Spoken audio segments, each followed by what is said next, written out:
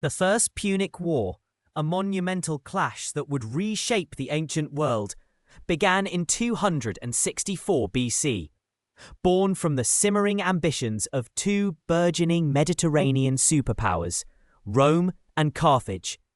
Imagine, if you will, the vast, shimmering expanse of the Mediterranean Sea, a cerulean highway connecting distant lands, a source of life and livelihood for countless civilizations.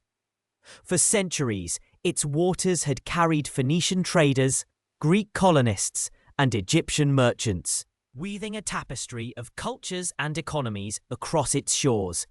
But as the 3rd century BC dawned, two giants, one rising from the rugged hills of central Italy, the other firmly rooted on the fertile coast of North Africa, began to cast increasingly long shadows across this ancient stage.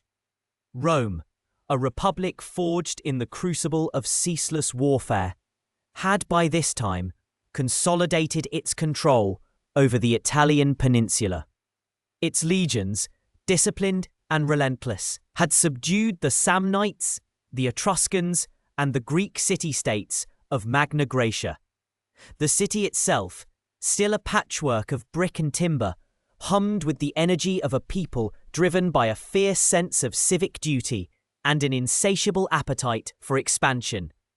Their eyes, once fixed on the Apennine Mountains and the rich plains of Latium, now began to gaze southward, across the narrow Strait of Messina, toward the tantalizingly fertile island of Sicily. Carthage, on the other hand, was a maritime empire of venerable age and immense wealth.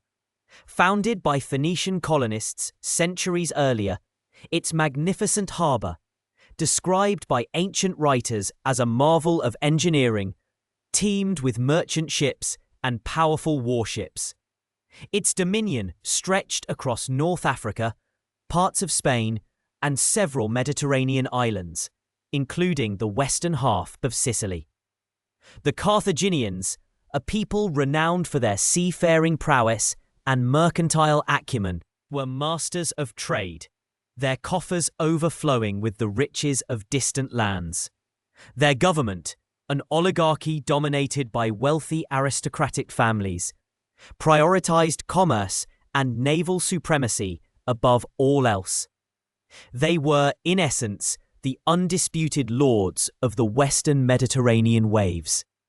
For a time, these two formidable powers had coexisted, even forming alliances when it suited their mutual interests.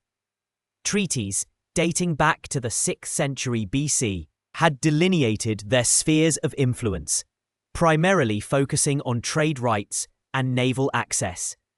Rome, then a land-based power, had little reason to challenge Carthage's maritime dominance, and Carthage, content with its lucrative trade routes, saw no immediate threat from the burgeoning Italian Republic. They even united briefly against the Greek king Pyrrhus of Epirus in the early 3rd century BC, a testament to their complex and often pragmatic relationship. Beneath this veneer of cooperation, the seeds of conflict were slowly, inexorably being sown. The pivotal point, the spark that would ignite the conflagration, lay in Sicily. This large, triangular island, a stepping stone between Africa and Europe, was a mosaic of cultures and political entities. Its eastern half was largely dominated by Greek city-states, most notably Syracuse, a powerful and ambitious kingdom. The western half, with its strategic ports and fertile plains, had long been under Carthaginian control. For both Rome and Carthage, Sicily represented not just valuable land, but a strategic imperative. For Carthage, it was a vital outpost for controlling trade routes and protecting its North African heartland. For Rome, it was a potential breadbasket, a source of timber, and, perhaps most importantly, a buffer against any rival power that might seek to threaten Italy. The immediate catalyst for war was a group of Campanian mercenaries known as the Mamertines, sons of Mars. These ruthless soldiers of fortune had seized the city of Messana, modern Messina, strategically located on the strait separating Sicily from Italy. They had, in a fit of opportunistic violence, massacred the male population and enslaved the women and children, transforming Messana into a pirate haven. Their depredations soon drew the ire of Hiero II, the ambitious tyrant of Syracuse, who launched a sustained campaign to dislodge them. Faced with imminent defeat, the Mamertines found themselves in a desperate predicament. In a move that would prove fateful, they appealed to both Rome and Carthage for aid. Carthage, ever vigilant about its Sicilian interests, responded first, sending a garrison to Messana and effectively placing the city under its protection. This swift action, however, alarmed the Mamertines, who feared falling under Carthaginian dominion. They then turned to Rome, a power they had previously antagonized. The Roman Senate found itself in a quandary. To aid the Mamertines would mean directly challenging Carthage, a formidable naval power, and potentially igniting a major war. To refuse would mean allowing Carthage to solidify its control over a strategic point just across the strait from Italy, a prospect that filled many Roman senators with unease. Historians still debate the precise motivations behind Rome's decision to intervene. Was it a genuine desire to protect a beleaguered people, however unsavory their past actions, or was it a calculated geopolitical move, a recognition that Carthaginian control of Messana posed an unacceptable threat to Roman security and future expansion? Perhaps it was a combination of both, a blend of moral justification and strategic ambition. The Roman historian Polybius, our most reliable ancient source for the Punic Wars, suggests that the Roman people, eager for the spoils of war and the glory that came with it, pressured the Senate into action.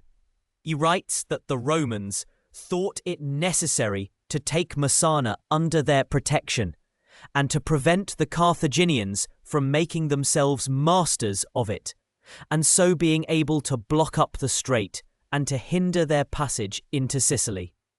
The Senate, after much deliberation, ultimately decided to send an army to Messana. This was a momentous decision, marking Rome's first significant military venture outside the Italian peninsula. The Roman consul Appius Claudius Caudex led his legions across the Strait of Messina, a perilous journey by makeshift rafts and commandeered vessels, under the watchful eyes of the Carthaginian fleet.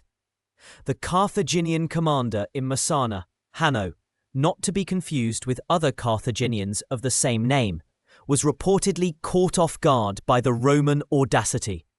He attempted to negotiate, but the Roman legions, with their characteristic determination, forced their way into the city. Hanno was eventually compelled to withdraw his garrison, a humiliation that would not be forgotten in Carthage.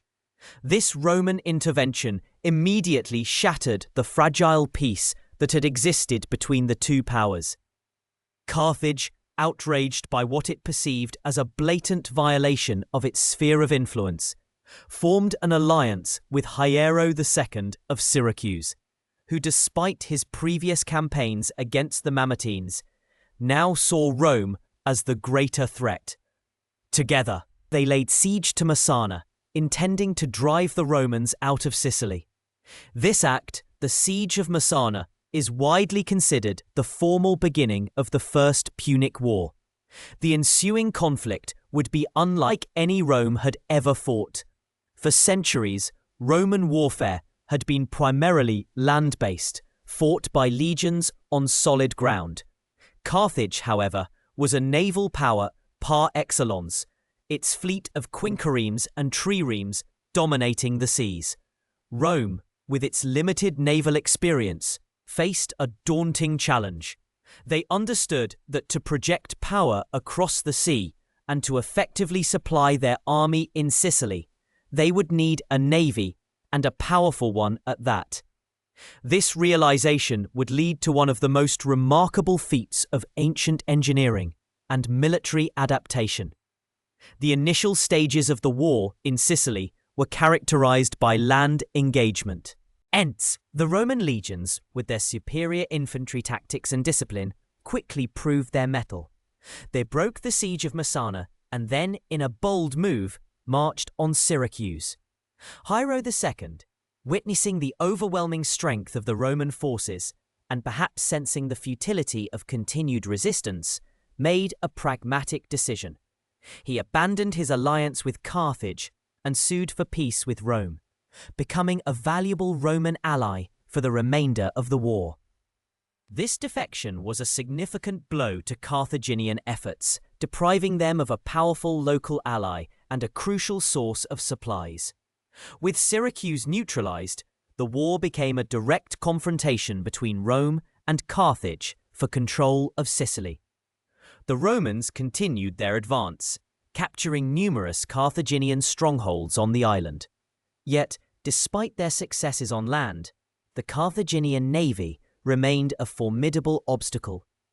It controlled the seas, raiding the Italian coast, interdicting Roman supply lines, and ferrying Carthaginian reinforcements and supplies to their remaining strongholds in Sicily. The Roman legions, masters of the land, found themselves frustrated by their inability to challenge Carthaginian supremacy at sea. It was clear that if Rome was to win this war, it would have to build a navy, and quickly. The story of Rome's first major fleet is almost legendary. According to Polybius, the Romans captured a stranded Carthaginian quinquereme early in the war and used it as a model. With astonishing speed and efficiency, they set about constructing a fleet of 100 quinqueremes and 20 triremes, reportedly training their oarsmen on land using benches and mock oars. This rapid naval expansion, undertaken by a traditionally land-based power, speaks volumes about Roman determination and their capacity for innovation. However, simply building ships was not enough.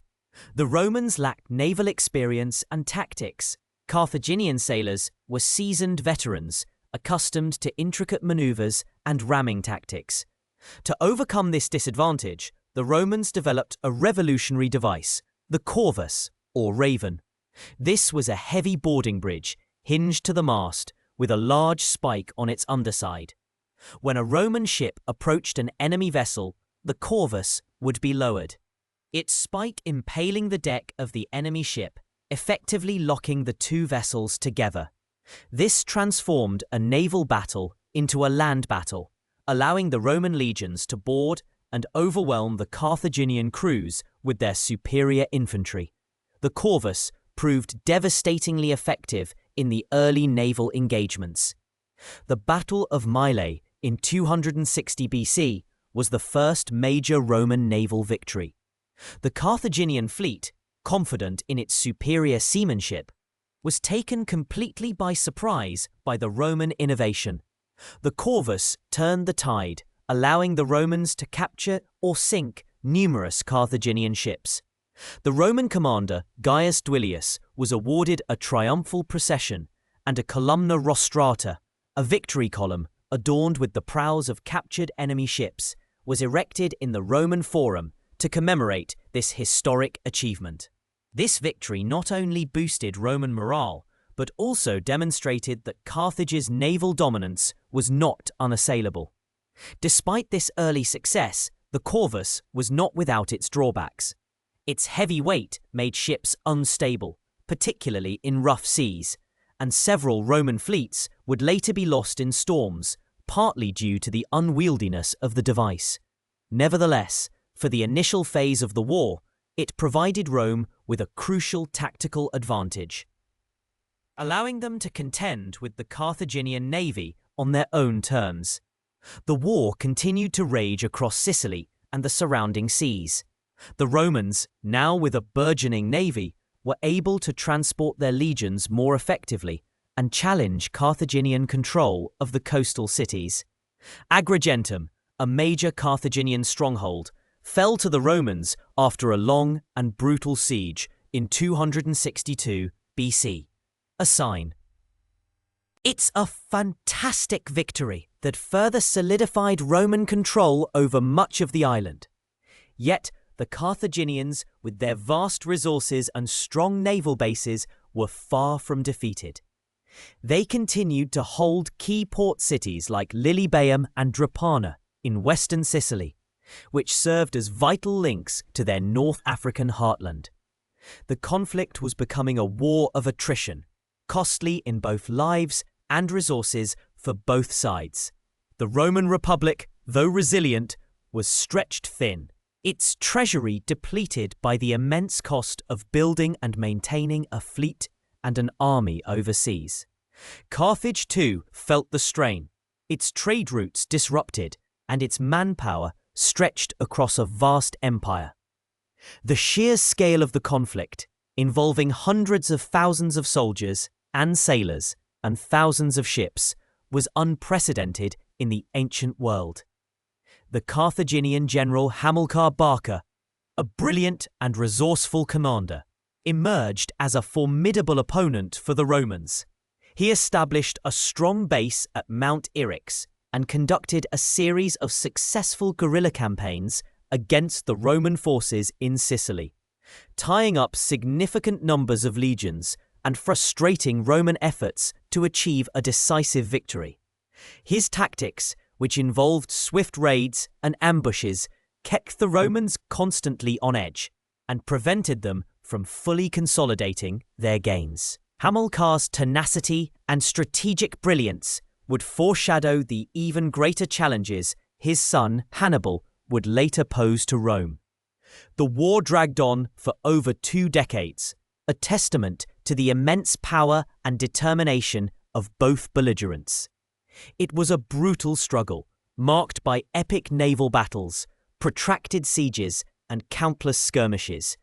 The constant back and forth, the ebb and flow of victory and defeat, pushed both Rome and Carthage to their limits.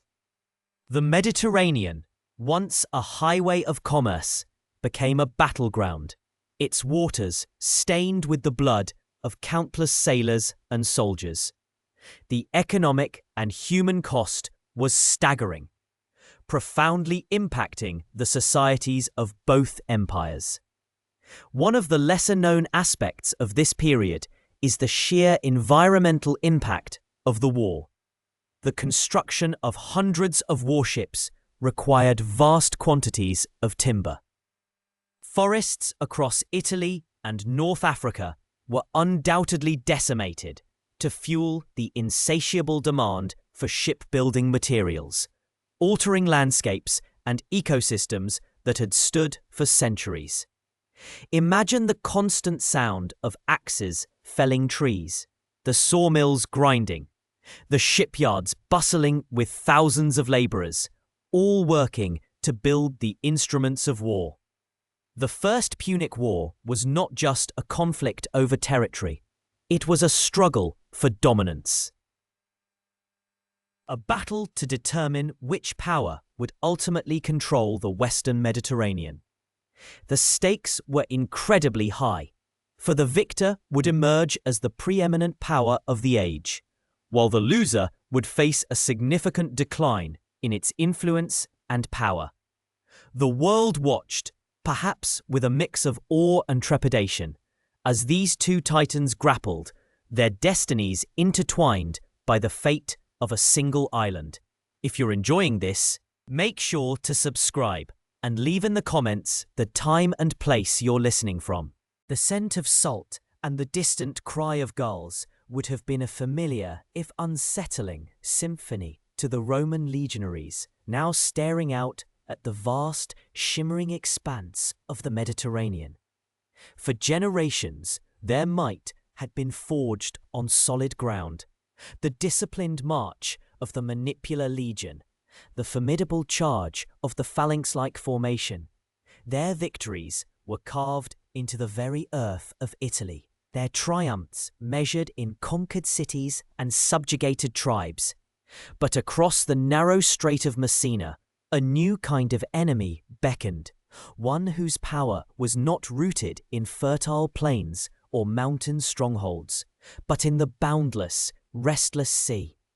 Carthage, the magnificent maritime empire, ruled the waves with an iron fist, or perhaps, more accurately, with a formidable fleet of quinqueremes. Rome, in 264 BCE, was a land power, a burgeoning republic with an insatiable appetite for expansion. Yet to truly secure its hold on Sicily, to push back against Carthaginian influence that now felt like a suffocating embrace, Rome had to do the unthinkable. It had to build a navy. This was no small undertaking. The Romans were farmers and soldiers, not seasoned mariners.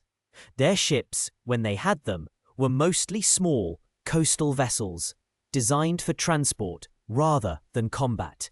The idea of challenging Carthage, whose naval traditions stretched back centuries, whose shipwrights were masters of their craft, and whose sailors were born to the sea, must have seemed audacious, even foolhardy to many. Yet the strategic imperative was clear. Without control of the seas, Sicily would remain a contested battleground, a perpetual drain on Roman resources. Carthage could endlessly resupply its garrisons, launch raids on the Italian coast, and choke off Roman trade. The war, which had begun with a Roman intervention in Messana, a city caught between Carthaginian and Syracusan ambitions, quickly escalated beyond a localized conflict. It became a struggle for regional hegemony, a clash of two titans where the very nature of warfare would be irrevocably altered. The story of Rome's naval awakening often begins with a captured Carthaginian quinquereme. Legend, or perhaps a clever piece of Roman propaganda, tells of a Carthaginian warship running aground on the Italian coast, its crew either captured or fleeing. The Romans, with their characteristic pragmatism, seized this vessel not as a prize of war to be paraded, but as a blueprint. Imagine the scene. Roman engineers, accustomed to designing siege engines and fortifications, now poring over the sleek lines of a Carthaginian warship, its 5 banks of oars, its sturdy keel, its ram designed for devastating impact. It was a crash course in naval architecture, a forced education in a foreign art. With this captured vessel as their model, Rome embarked on an unprecedented shipbuilding program. Forests were felled, thousands of skilled and unskilled laborers were conscripted, and shipyards sprang up along the Italian coast. In an astonishingly short period, perhaps as little as 2 months, Rome reportedly constructed a fleet of 100 quinqueremes and 20 triremes. This feat, recounted by Polybius, a Greek historian writing a few decades after the Punic Wars, speaks volumes about Roman determination and organizational capacity. While the exact numbers and speed of construction are still debated by historians, some suggesting a more gradual build-up or a reliance on existing vessels, the sheer scale of the undertaking remains undeniable. But building ships was one thing. Manning them with experienced sailors and skilled rowers was another entirely. The Carthaginians had generations of seafaring knowledge embedded in their culture. Roman citizens, by contrast, were largely landlocked. To overcome this critical deficiency, Rome reportedly devised an ingenious, if somewhat comical, training method. They built wooden scaffolds on land, arranged like the decks of a ship, and had their newly recruited something use practice rowing motions while seated on these land-based simulators. Imagine the rhythmic clang of hammers, the shouts of overseers, and the sight of thousands of men sweating under the Mediterranean sun, miming the synchronized pull of oars, their eyes fixed on an imaginary horizon. It was an unconventional approach, born of necessity, but it laid the foundation for a new kind of Roman warfare. The true innovation, however, lay not just in building ships, but in adapting land warfare tactics to the sea. The Romans understood their strengths, the discipline of their legionaries, their superior close-quarters combat skills, and their ability to board and overwhelm an enemy. They needed a way to negate Carthage's naval superiority in maneuverability and ramming tactics.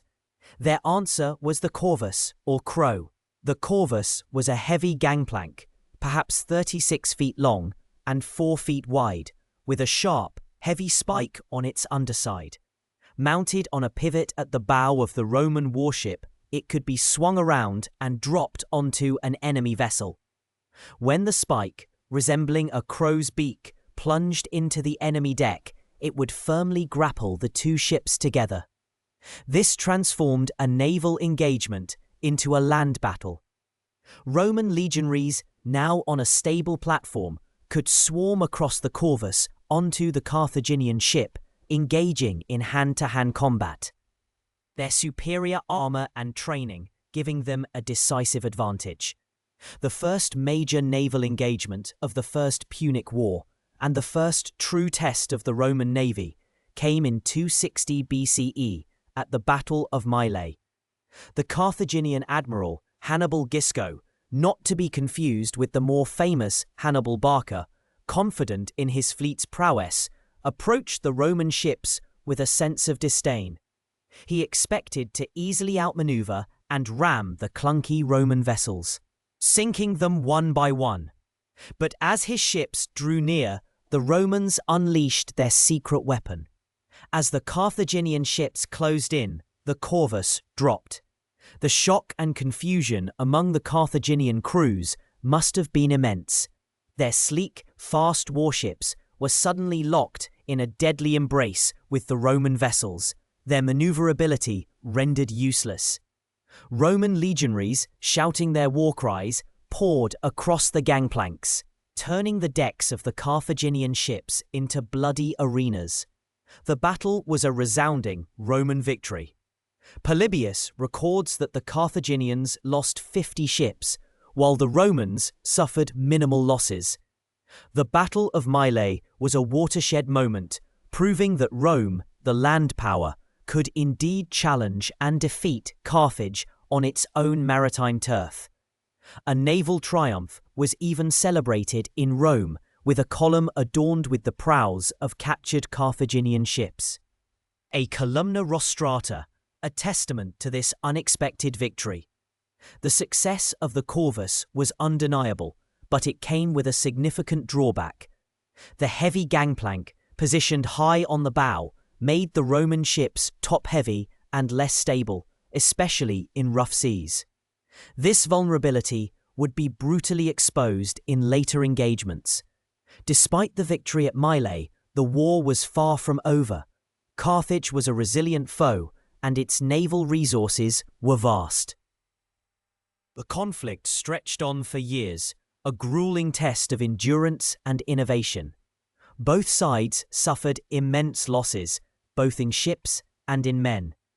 The Mediterranean became a theatre of constant skirmishes and grand naval battles, each one a desperate gamble for control.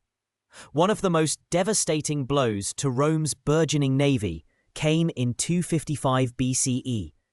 After a successful Roman invasion of Africa, led by the consul Marcus Atilius Regulus, the Carthaginians, with the help of Spartan mercenary Xanthippus, decisively defeated the Roman land forces. The remnants of the Roman army were evacuated by sea, but on their return journey, a massive storm struck off the coast of Sicily. The Roman fleet, still burdened by the corvus and perhaps less seaworthy than their Carthaginian counterparts, was caught in the tempest. Thousands of ships and tens of thousands of men were lost. It was a catastrophic blow, a stark reminder of the unforgiving nature of the sea and the structural weaknesses of their innovative weapon. Some historians estimate the loss but over 280 ships and 100,000 men, a truly staggering figure that would cripple many nations. Yet Rome, with its characteristic tenacity, refused to be broken. They simply rebuilt and rebuilt again. The cycle of construction, engagement, destruction, and reconstruction became a grim rhythm of the war. They learned from their mistakes, adapting their ship designs, perhaps even eventually abandoning the corvus in favor of more traditional ramming tactics as their crews gained experience and confidence. Historians still debate the exact timeline of the corvus's use and abandonment. Some argue it was phased out as Roman naval skill improved, while others suggest it was used intermittently throughout the war, depending on the tactical situation and sea conditions. The truth likely lies somewhere in between, a testament to Roman adaptability. The naval war culminated in the Battle of the Aegates Islands in 241 BCE. By this point, both sides were utterly exhausted. Rome, financially depleted by years of warfare, had to rely on private loans and citizen contributions to fund the construction of yet another fleet. This time, their ships were lighter, faster, and their crews were now seasoned veterans. The Carthaginians, too, were stretched thin, their empire reeling from the prolonged conflict. The Roman fleet, commanded by Gaius Lutatius Catulus, encountered the Carthaginian fleet under Hanno the Great. The Carthaginians were attempting to resupply their forces in Sicily, particularly the besieged stronghold of Lilybaeum. The battle was fierce. The Roman ships, now more agile and skillfully handled, outmaneuvered their Carthaginian adversaries. The Roman crews, having honed their skills over 2 decades of naval warfare, were able to execute sophisticated ramming maneuvers with deadly precision. The Carthaginians, laden with supplies and with less experienced crews, were at a disadvantage. The Battle of the Aegates Islands was a decisive Roman victory. Polybius states that 50 Carthaginian ships were sunk and 70 were captured, while the Romans lost only 30 ships. This crushing defeat effectively broke Carthaginian naval power and cut off their last remaining forces in Sicily. It was the final devastating blow that forced Carthage to sue for peace. The First Punic War, which had raged for 23 long years, finally came to an end. The terms of the peace treaty were harsh for Carthage. They were forced to evacuate Sicily and the smaller islands between Sicily and Italy, pay a massive war indemnity to Rome, and release all Roman prisoners without ransom. Rome, the erstwhile land power, had emerged as the undisputed master of the seas in the Western Mediterranean. The cost of this naval supremacy was immense. Rome had sacrificed countless lives and vast sums of money. The war had pushed the young republic to its very limits, both financially and in terms of manpower. Yet the lessons learned, the experience gained, and the infrastructure built during this grueling conflict would prove invaluable. The Roman navy, born of necessity and forged in the crucible of war, would go on to play a crucial role in Rome's future expansion and its eventual dominance of the entire Mediterranean world. Imagine the quiet pride, perhaps tinged with the weariness of battle, that must have settled over the Roman sailors as they finally returned to port, their ships scarred but victorious. They had stared down the might of Carthage, embraced the alien vastness of the sea, and, against all odds, had claimed it as their own. The waves that once separated them from their enemy now carried the banners of Rome, a testament to their unwavering resolve and their extraordinary capacity for adaptation. The gentle lapping of the water against the hulls of their ships, once a source of apprehension, now whispered stories of triumph, of a new era where Rome's power extended not just across the land, but across the boundless, shimmering expanse of the sea. The dust of the First Punic War had barely settled, yet the seeds of future conflict were already being sown in the uneasy quiet that followed. Rome, for its part, was quick to assert its newfound dominance, not content to merely lick its wounds and count its spoils. The acquisition of Sicily had whetted its appetite, and a new opportunity, born of Carthaginian weakness, soon presented itself.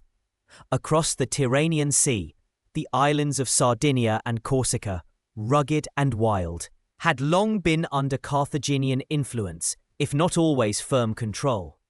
Their mountainous interiors were home to fiercely independent tribes, and their coastal towns were vital waypoints for maritime trade.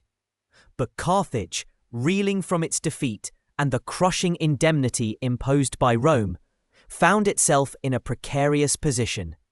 Its coffers were depleted, its navy shattered, and its once loyal mercenary armies, unpaid and disgruntled, were on the verge of open rebellion. This was no small matter. Carthage, like many great powers of its time, relied heavily on foreign soldiers to fight its wars. These men, Iberians, Gauls, Ligurians, Balearic slingers, and African tribesmen, were formidable warriors, but their loyalty was primarily to their paymasters. When the Carthaginian government, financially crippled, tried to negotiate a reduction in their promised wages, the mercenaries erupted in fury. This was the start of the Mercenary War, or the Truceless War, as Polybius, the Greek historian, so vividly called it, a conflict even more brutal and devastating than the Punic War that preceded it. The mercenaries, numbering in the tens of thousands, seized control of Carthaginian territories in Africa, laying siege to cities and unleashing a reign of terror. Their grievances were legitimate, but their methods were savage. They massacred Carthaginian citizens, tortured officials, and plundered the countryside with a ferocity that shocked even the hardened sensibilities of the ancient world. Carthage, isolated and vulnerable, found itself fighting for its very survival against the very forces it had once employed. It was during this desperate time that Hamilcar Barca, the brilliant general who had so skillfully harassed the Romans in Sicily, re-emerged as Carthage's savior. Though he had been forced to accept the humiliating terms of peace with Rome, his reputation among his own people remained untarnished. He possessed a rare combination of strategic genius, tactical prowess, and an iron will. He understood the mercenary mind, and he knew how to fight a war of attrition. Slowly, painstakingly, he began to turn the tide, employing a mix of cunning, diplomacy, and ruthless military action. As Carthage struggled for its life, Rome watched with a mixture of apprehension and opportunistic interest. Initially, they maintained a semblance of neutrality, even offering some minor assistance to Carthage, perhaps fearing the complete collapse of their former foe would create an unstable power vacuum. But this restraint was short-lived. The mercenary garrisons in Sardinia and Corsica, inspired by their brethren in Africa, also revolted against Carthaginian authority. When these mercenaries, unable to maintain control themselves, appealed to Rome for aid, the Romans saw their chance. In 238 BCE, Rome, citing alleged acts of piracy by the Sardinians and claiming a threat to its own security, intervened. They demanded that Carthage not only relinquish its claims to Sardinia and Corsica, but also pay an additional indemnity of 1,200 talents. This was a naked act of aggression, a clear violation of the recent peace treaty. Carthage, still exhausted and bleeding from the mercenary war, was in no position to resist. To do so would have meant certain destruction. With a heavy heart, they conceded. And so, Sardinia and Corsica, two islands that had been Carthaginian for centuries, fell into Roman hands. They became Rome's second and third provinces, solidifying its control over the central Mediterranean. This episode, widely seen as a blatant display of Roman opportunism and disregard for treaties, left an enduring scar on Carthaginian-Roman relations. It fueled a deep sense of resentment and injustice in Carthage, particularly within the Barcid family, who viewed it as a profound betrayal. The Barcids, whose name meant thunderbolt, were more than just a powerful family. They were a dynasty of military genius and political ambition.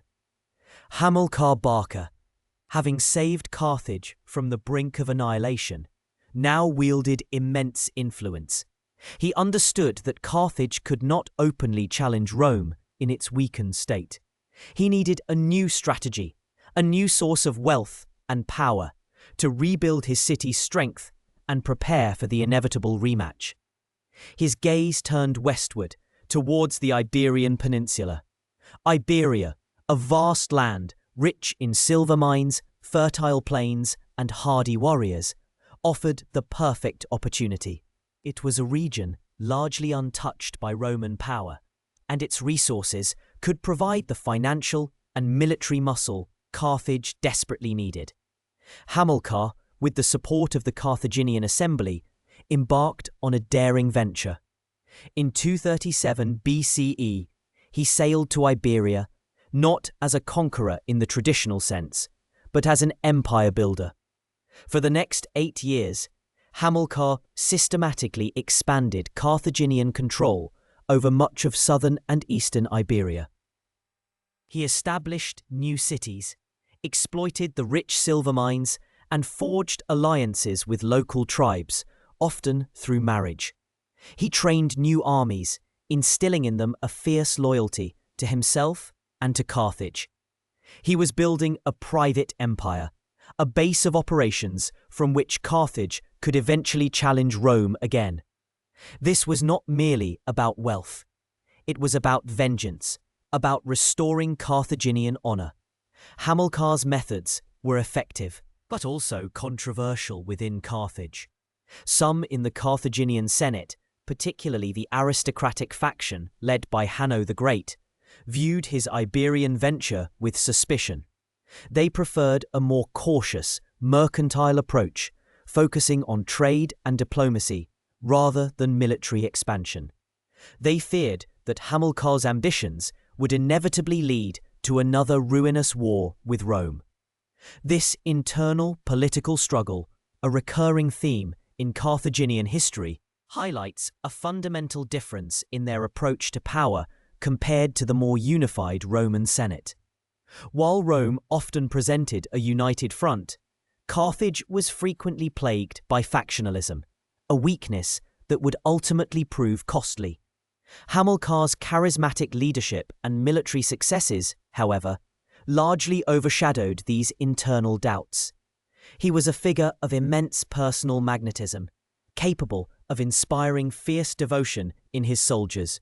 He taught his sons, including the young Hannibal, the art of warfare and instilled in them an unyielding hatred for Rome.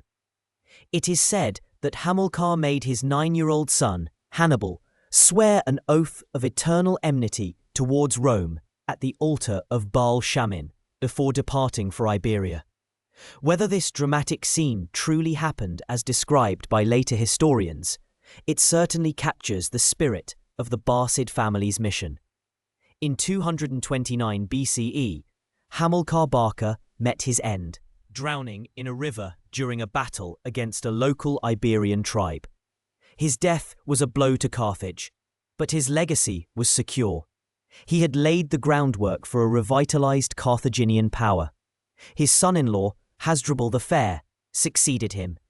Hasdrubal, a skilled diplomat and administrator, continued Hamilcar's work, consolidating Carthaginian gains in Iberia through negotiation and strategic alliances rather than constant warfare. He founded the city of Carthage, or New City, known to the Romans as Carthago Nova, modern Cartagena, which became the capital of the Carthaginian Iberian domain. It was a magnificent port city, strategically located and rich in resources, a testament to Carthaginian ambition. Rome, meanwhile, was not entirely oblivious to these developments. The rapid expansion of Carthaginian power in Iberia, particularly their control over vast silver mines, began to raise alarms. Roman merchants, who had interests in the region, reported on the growing Carthaginian presence. The Romans were also preoccupied with their own affairs, including conflicts with Gallic tribes in northern Italy and pirates in the Adriatic. However, they kept a watchful eye on Iberia. In 226 BCE, Roman Carthage, recognizing the potential for renewed conflict, negotiated the Ebro Treaty. This agreement stipulated that the Ebro River, which flows across northern Spain, would serve as the boundary between their spheres of influence. Carthage was not to expand north of the Ebro, and Rome was not to expand south of it. This treaty was a crucial moment, an attempt to codify the fragile peace and prevent further encroachment. However, its interpretation would become a point of bitter contention. The city of Saguntum, located south of the Ebro but with strong ties to Rome, would become the flashpoint. Its exact status under the Ebro Treaty was ambiguous. Was it an independent city, free to ally with Rome, or was it implicitly within the Carthaginian sphere of influence? Historians still disagree on the precise wording and intent of the Ebro Treaty regarding Saguntum. Some argue that Rome deliberately left Saguntum's status vague, knowing it could be used as a pretext for war. Others suggest that the treaty simply didn't foresee such a specific scenario. Regardless, Saguntum's fate would ultimately ignite the Second Punic War. Hasdrubal the Fair continued to govern Carthaginian Iberia effectively for another 8 years, until he was assassinated in 221 BCE by a Celtic chieftain whose leader he had executed. His death paved the way for the ascension of Hamilcar's eldest son, Hannibal. Hannibal Barca, now 26 years old, was a man forged in the crucible of his father's campaigns and steeped in the Barcid legacy of military excellence and anti-Roman sentiment. He was not merely a general, he was a phenomenon. Polybius describes him as possessing an extraordinary blend of courage, strategic brilliance, and personal charisma. He was fluent in several languages, including Greek, and understood the diverse cultures of the men he commanded. He was a master of deception, a meticulous planner, and a daring innovator on the battlefield. He was, in essence, everything Rome feared and everything Carthage desperately needed. Upon assuming command, Hannibal immediately set about consolidating his power and testing the boundaries of Carthaginian influence. He launched campaigns against various Iberian tribes, further expanding Carthaginian territory and securing vital resources. His actions were swift, decisive, and successful, quickly establishing his authority over the armies and the region. The silver mines of Iberia, now under firm Carthaginian control, poured wealth into his coffers, allowing him to build and maintain a formidable fighting force. Rome watched these developments with growing unease. The memory of the First Punic War, though distant, still lingered. The seizure of Sardinia and Corsica, while a Roman triumph, had also demonstrated their willingness to exploit a weakened foe. Now, Carthage was no longer weak. Under the Barcids, it was resurgent, powerful, and led by a man whose very name would soon strike terror into the hearts of Romans. The stage was set. The fragile peace, maintained precariously by treaties and political maneuvering, was on the verge of shattering. The Barcid family, driven by a potent mix of ambition, grievance, and strategic foresight, had rebuilt Carthage's strength in Iberia, creating a powerful military and economic base. Rome, confident in its growing power, but wary of its old rival, had expanded its dominion and solidified its control over the central Mediterranean. The resentments simmered, the ambitions clashed, and the two grew. Powers of the ancient world were slowly, inexorably being drawn back into a conflict that would redefine their destinies and shape the course of history. The lull was over. The storm was gathering. The winter winds howled through the passes of Iberia, carrying with them the scent of pine and the distant murmur of the sea. For a young boy named Hannibal, these winds often carried another sound, the whispers of his father, Hamilcar Barca, speaking of Rome. He was barely 9 years old when his father led him to a temple, a place of shadows and ancient gods, and bade him swear an oath. With a small hand placed upon the altar, Hannibal vowed eternal enmity to Rome. It was a promise etched not just in his memory, but in the very fibre of his being, a solemn pledge that would shape the destiny of two mighty empires. This deeply personal, almost mythical moment, recounted by ancient historians like Polybius, underscores the profound familial and cultural animosity that fueled the Punic Wars. After Hamilcar's death and the assassination of his brother-in-law Hasdrubal, Hannibal, still in his mid-20s, was elected commander of the Carthaginian forces in Iberia. He inherited not just an army, but a legacy of vengeance and a strategic vision that was both audacious and brilliant. His first objective was Saguntum, a city on the Iberian coast that, despite being south of the Ebro River, a traditional Carthaginian sphere of influence, had forged an alliance with Rome. This alliance was a deliberate provocation, a test of Carthaginian resolve. In 219 BCE, Hannibal laid siege to Saguntum, a brutal 8-month ordeal that ultimately saw the city fall. Rome, incensed by this violation of their treaty with Saguntum, demanded Hannibal's surrender. Carthage refused, and thus the Second Punic War began. Hannibal's plan was audacious to the point of seeming impossible. He would not wait for Rome to bring the war to him. He would bring the war to Rome. Instead of a naval invasion, which Carthage's weakened fleet could ill afford, he would march an army, complete with war elephants, across the formidable Pyrenees and Alps, directly into the heart of Italy. It was a feat of logistics and leadership that still astounds military historians today.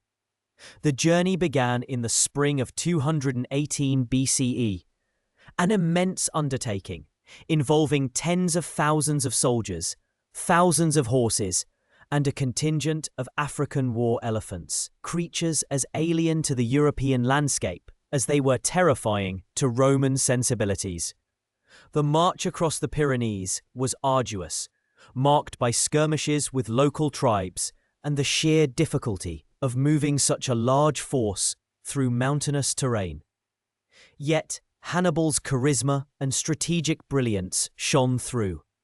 He often employed diplomacy and bribery to secure passage, but when necessary, he used force. The crossing of the Rhone River presented another significant challenge. Roman forces, under the command of Publius Cornelius Scipio, were already in Gaul, attempting to intercept him. Hannibal, however, outmaneuvered them with a clever feint, sending a detachment upstream to cross and attack the Gauls on the opposite bank, drawing their attention while the main army crossed further south. The sight of elephants being ferried across the wide Swift river on specially constructed rafts must have been a spectacle of awe and terror for those who witnessed it. But the true test, the ultimate crucible, lay ahead: the Alps. As autumn deepened, the Carthaginian army began its ascent. The exact pass Hannibal used remains a subject of scholarly debate, with historians proposing various routes, such as the Col de Clapia, the Col de Mont Cenis, or the Col de la Traversette. Each route presented its own unique horrors. Sheer cliffs, treacherous ice, blinding snowstorms, and hostile mountain tribes. The elephants, though powerful, struggled on the narrow paths, some slipping to their deaths in the abysses below. Men and beasts alike succumbed to the cold, hunger, and exhaustion. The air thinned, making every breath a struggle, and the silence of the high peaks was broken only by the crunch of boots on snow and the mournful cries of an immals. It was a journey of immense suffering. Livy, the Roman historian, vividly describes the chilling conditions. The snow lay deep and the cold was intense. When they descended, they found the path steeper and more dangerous than the ascent. He tells of men slipping on ice, of rocks dislodged by marching feet tumbling down, causing avalanches. The morale of the army must have been tested to its breaking point. Yet Hannibal, ever present, ever encouraging, kept his diverse force together. He is said to have pointed to the fertile plains of Italy stretching out below, promising them victory and plunder, a vision of warmth and abundance after the frozen hell of the mountains. When Hannibal finally descended into the plains of northern Italy in late 218 BCE, his army was a shadow of its former self. Of the perhaps 50,000 infantry and 9,000 cavalry that had set out from Iberia, only about 20,000 infantry and 6,000 cavalry remained.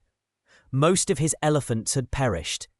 Yet the very fact that he had accomplished such a feat, that he had brought an army and elephants across the Alps, instilled a deep sense of dread and awe in the Romans. It was an invasion from a direction they had never anticipated, a strategic masterpiece that immediately put them on the defensive. The first major engagement on Italian soil came swiftly. Publius Cornelius Scipio, who had returned to Italy after failing to intercept Hannibal in Gaul, met the Carthaginian forces at the Battle of Ticinus. It was a cavalry skirmish, but a decisive Carthaginian victory. Scipio himself was wounded and narrowly saved by his son, the future Scipio Africanus. This early defeat sent shockwaves through Rome, confirming their worst fears about Hannibal's capabilities. A few weeks later, in December of 218 BCE, the two armies met again at the Battle of the Trebia River. Hannibal, ever the master of deception, exploited the Romans' eagerness to engage. He sent a small detachment to provoke the Roman army, drawing them across the icy river on a cold winter morning. The Romans, under the command of Tiberius Sempronius Longus, were hungry, cold, and wet. Hannibal had also hidden a detachment of his brother Mago's cavalry in a ravine, waiting for the opportune moment. When the battle was fully engaged, Mago's forces emerged, attacking the Roman rear.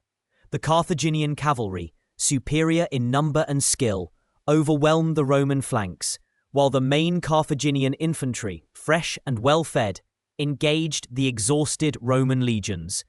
The result was a devastating Roman defeat, with tens of thousands of Roman soldiers killed or captured. Only a fraction managed to escape. The victory at Trebia solidified Hannibal's position in northern Italy and allowed him to recruit more Gallic tribes, who saw him as a liberator from Roman oppression. The winter of 218 to 217 BCE was spent consolidating his gains and preparing for the next phase of his campaign. The Romans, reeling from these initial losses, began to understand the magnitude of the threat they faced. They appointed new consuls, Gnaeus Servilius Geminus and Gaius Flaminius, and began to raise new legions. Hannibal, however, was not one to allow his enemies to regroup. In the spring of 217 BCE, he once again chose an unexpected route, leading his army through the seemingly impassable Arno marshes. This was another brutal journey, even more difficult than the Alps for some of his men. The low-lying land was flooded, and the army marched for days through knee-deep water, suffering from disease and exhaustion. Hannibal himself contracted an eye infection, losing sight in one eye. This lesser-known detail highlights the personal cost of his relentless campaigning. Emerging from the marshes, Hannibal positioned his army to ambush the Roman legions under Gaius Flaminius, who was known for his impetuousness. The chosen location was the narrow defile along the northern shore of Lake Trasimene. It was a foggy morning in June, and Flaminius, eager to engage, marched his legions directly into the trap. Hannibal's forces, hidden in the hills overlooking the lake, sprang their ambush.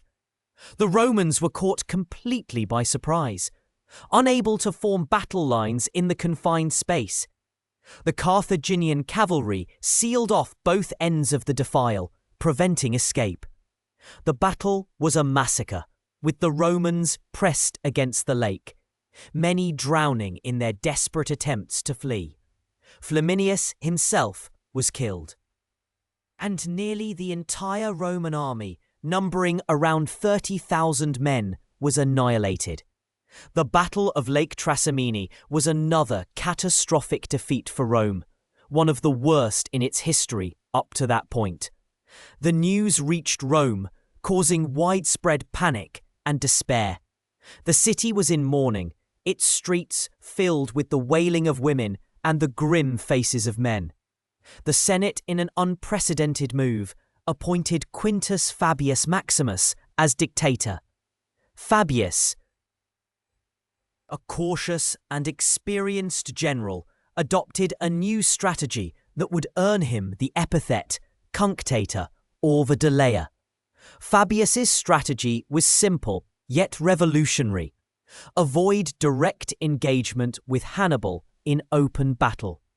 Instead, he would shadow the Carthaginian army, harassing their foraging parties, cutting off their supplies, and generally wearing them down through attrition. He understood that Hannibal, deep in enemy territory, relied on plunder for sustenance and on decisive victories to maintain the loyalty of his allies. By denying him battle and supplies, Fabius aimed to starve him out and erode his support. This Fabian strategy, though unpopular with the Roman populace, who yearned for a swift victory, proved remarkably effective. Hannibal, frustrated by Fabius's refusal to engage, attempted to provoke him, marching through rich Roman lands, burning and pillaging, hoping to draw the dictator into a fight. He even deliberately spared Fabius's own estates to sow suspicion among the Romans that Fabius was colluding with the enemy. Yet Fabius held firm, enduring the taunts and criticisms of his own people. His strategy, while not glamorous, preserved Roman manpower and slowly began to take its toll on Hannibal's forces. However, the Roman patience eventually wore thin. The people and many senators chafed under Fabius's cautious approach. Seeing it as cowardly and un-Roman, they longed for a decisive victory, a return to the glorious days of conquest. When Fabius's term as dictator expired, the Romans elected two new consuls, Lucius Aemilius Paulus and Gaius Terentius Varro, who promised a more aggressive campaign. Their combined forces An unprecedented 8 legions, numbering perhaps 80,000 infantry and 6,000 cavalry, represented the largest army Rome had ever assembled. Their goal was clear: to crush Hannibal once and for all. In the summer of 216 BCE, the two colossal armies met near the small town of Cannae, in the plains of Apulia. The battle that followed would become one of the most famous and devastating military engagements in history, a testament to Hannibal's tactical genius. The Roman consuls, particularly Varro, were eager for a direct confrontation. Hannibal, despite being significantly outnumbered, had chosen his ground carefully, with the wind and sun at his back. He deployed his forces in a crescent formation, with his weaker Gallic and Iberian infantry in the centre, deliberately bulging forward, and his veteran African infantry on the flanks held back. His superior cavalry was positioned on the wings. The Roman legions, relying on their traditional strength, formed a deep, dense column, designed to punch through the enemy centre. As the battle commenced, the Roman legions pressed forward, pushing back Hannibal's weaker centre. The Carthaginian line began to bend, then slowly gave way, drawing the Romans deeper and deeper into the crescent. It was a deliberate, controlled retreat, a feigned rout. As the Roman legions surged into the trap, their flanks became exposed. At this critical moment, Hannibal's African infantry, which had been held in reserve, wheeled inwards, attacking the Roman flanks. Simultaneously, Hannibal's cavalry, having routed the Roman cavalry, returned to fall upon the Roman rear, completing the encirclement. The Roman army was now completely surrounded, packed together so tightly that they could barely wield their weapons. What followed was a slaughter of epic proportions. Carthaginian soldiers, fighting with renewed vigour, systematically cut down the trapped Romans. Livy describes the scene with grim detail. Tens of thousands of Romans lay dead, piled one upon another, a horrifying spectacle. The battle lasted for hours, and when the sun set, between 50,000 and 70,000 Roman soldiers lay dead on the field, including Consul Paulus and 80 senators. It was a loss that crippled Rome's military might and sent the Republic into its darkest hour. Cannae was a tactical masterpiece, a perfect example of a double envelopment, studied by military strategists for centuries. It showcased Hannibal's unparalleled ability to understand terrain, exploit enemy weaknesses, and inspire his diverse army to achieve the impossible. The aftermath was devastating for Rome. The city was in a state of utter shock and despair. Many of Rome's allies in southern Italy, seeing the Republic's apparent weakness, defected to Hannibal's side. Capua, the second largest city in Italy, famously opened its gates to him. Yet even in this moment of triumph, Hannibal faced a crucial dilemma. His generals urged him to march directly on Rome, arguing that the city was defenseless and ripe for the taking. Hannibal, his cavalry commander, famously declared, "You know how to win a victory, Hannibal. You do not know how to use one." Hannibal, however, hesitated. He understood that besieging a fortified city like Rome, with its immense walls and determined populace, would be a costly and prolonged affair, one he might not be able to sustain without siege engines and a secure supply line. He also hoped that the sheer magnitude of his victories would compel Rome to negotiate for peace. This decision, to not march on Rome after Cannae, remains one of the most debated what-ifs in military history. Some historians argue it was a fatal error, while others contend it was a pragmatic assessment of his limited resources. Despite the tactical brilliance of Cannae, the war was far from over. Rome, though battered and bruised, refused to surrender. They rallied, drawing upon their deep reserves of manpower and their indomitable spirit. They readopted Fabius's strategy, avoiding pitched battles and focusing on harassing Hannibal, cutting off his supplies and retaking the cities that had defected.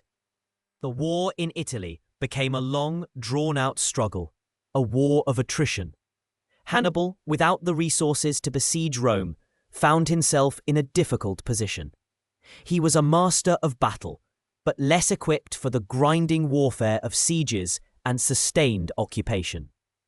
The years that followed Cannae saw Hannibal campaigning across Italy, winning smaller victories, but unable to deliver the knockout blow. He captured cities, but Rome would eventually retake them. His army, though still formidable, slowly dwindled, its ranks thinned by attrition and the lack of reinforcements from Carthage, which was preoccupied with other fronts and internal politics. The dream of bringing Rome to its knees, of fulfilling that childhood oath, remained tantalizingly close, yet always just out of reach.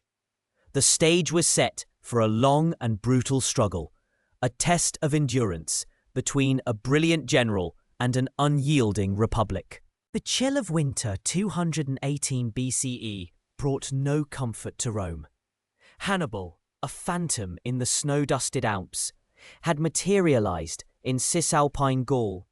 His forces, though diminished by the treacherous crossing, now a tangible threat. The Roman legions, under the command of Publius Cornelius Scipio, the very consul who had attempted to intercept Hannibal in Gaul, were caught off guard. Scipio, a man of strategic foresight, but perhaps lacking the immediate tactical brilliance of his adversary, engaged Hannibal at the Ticinus River. It was a skirmish, not a full-scale battle, but its outcome was stark. Roman cavalry, including Scipio himself, was routed. Wounded, Scipio was saved from certain death by the swift intervention of his young son, also named Publius Cornelius Scipio, a name that would one day echo with far greater triumph. This initial defeat, though minor in scale, sent a tremor through Rome, a chilling premonition of the trials to come. The true test came swiftly. Tiberius Sempronius Longus, the other consul, recalled from Sicily, joined Scipio's forces near the Trebia River. Sempronius, eager for glory and perhaps underestimating the cunning of his Carthaginian foe, was lured into a trap. Hannibal, with a mastery of terrain and psychological warfare that would become his hallmark, concealed a detachment of his brother Mago's cavalry in the thick undergrowth along the riverbanks. On a bitterly cold December morning, he provoked the Romans into crossing the icy river on empty stomachs. Their morale already dampened by the freezing water, they faced Hannibal's well-rested and prepared forces. As the battle raged, Mago's hidden cavalry emerged, striking the Roman rear. The result was a catastrophe. Tens of thousands of Roman and Allied soldiers were slaughtered or drowned in the frigid waters. Estimates vary, but many scholars suggest that as many as 20,000 to 30,000 Romans perished at the Trebia, a devastating blow that left northern Italy vulnerable. The year 218 BCE ended with Rome reeling, the seemingly invincible republic now bleeding on its own soil. The following year, 217 BCE, brought no respite. Rome, still reeling from Trebia, elected new consuls, Gnaeus Servilius Geminus and Gaius Flaminius. Flaminius, a man of populist leanings and a reputation for impetuosity, marched his legions south to intercept Hannibal, who was now moving through Etruria. Hannibal, ever the master of deception, chose a path through the marshlands of the Arno River, a route considered impassable, further disorienting Roman expectations.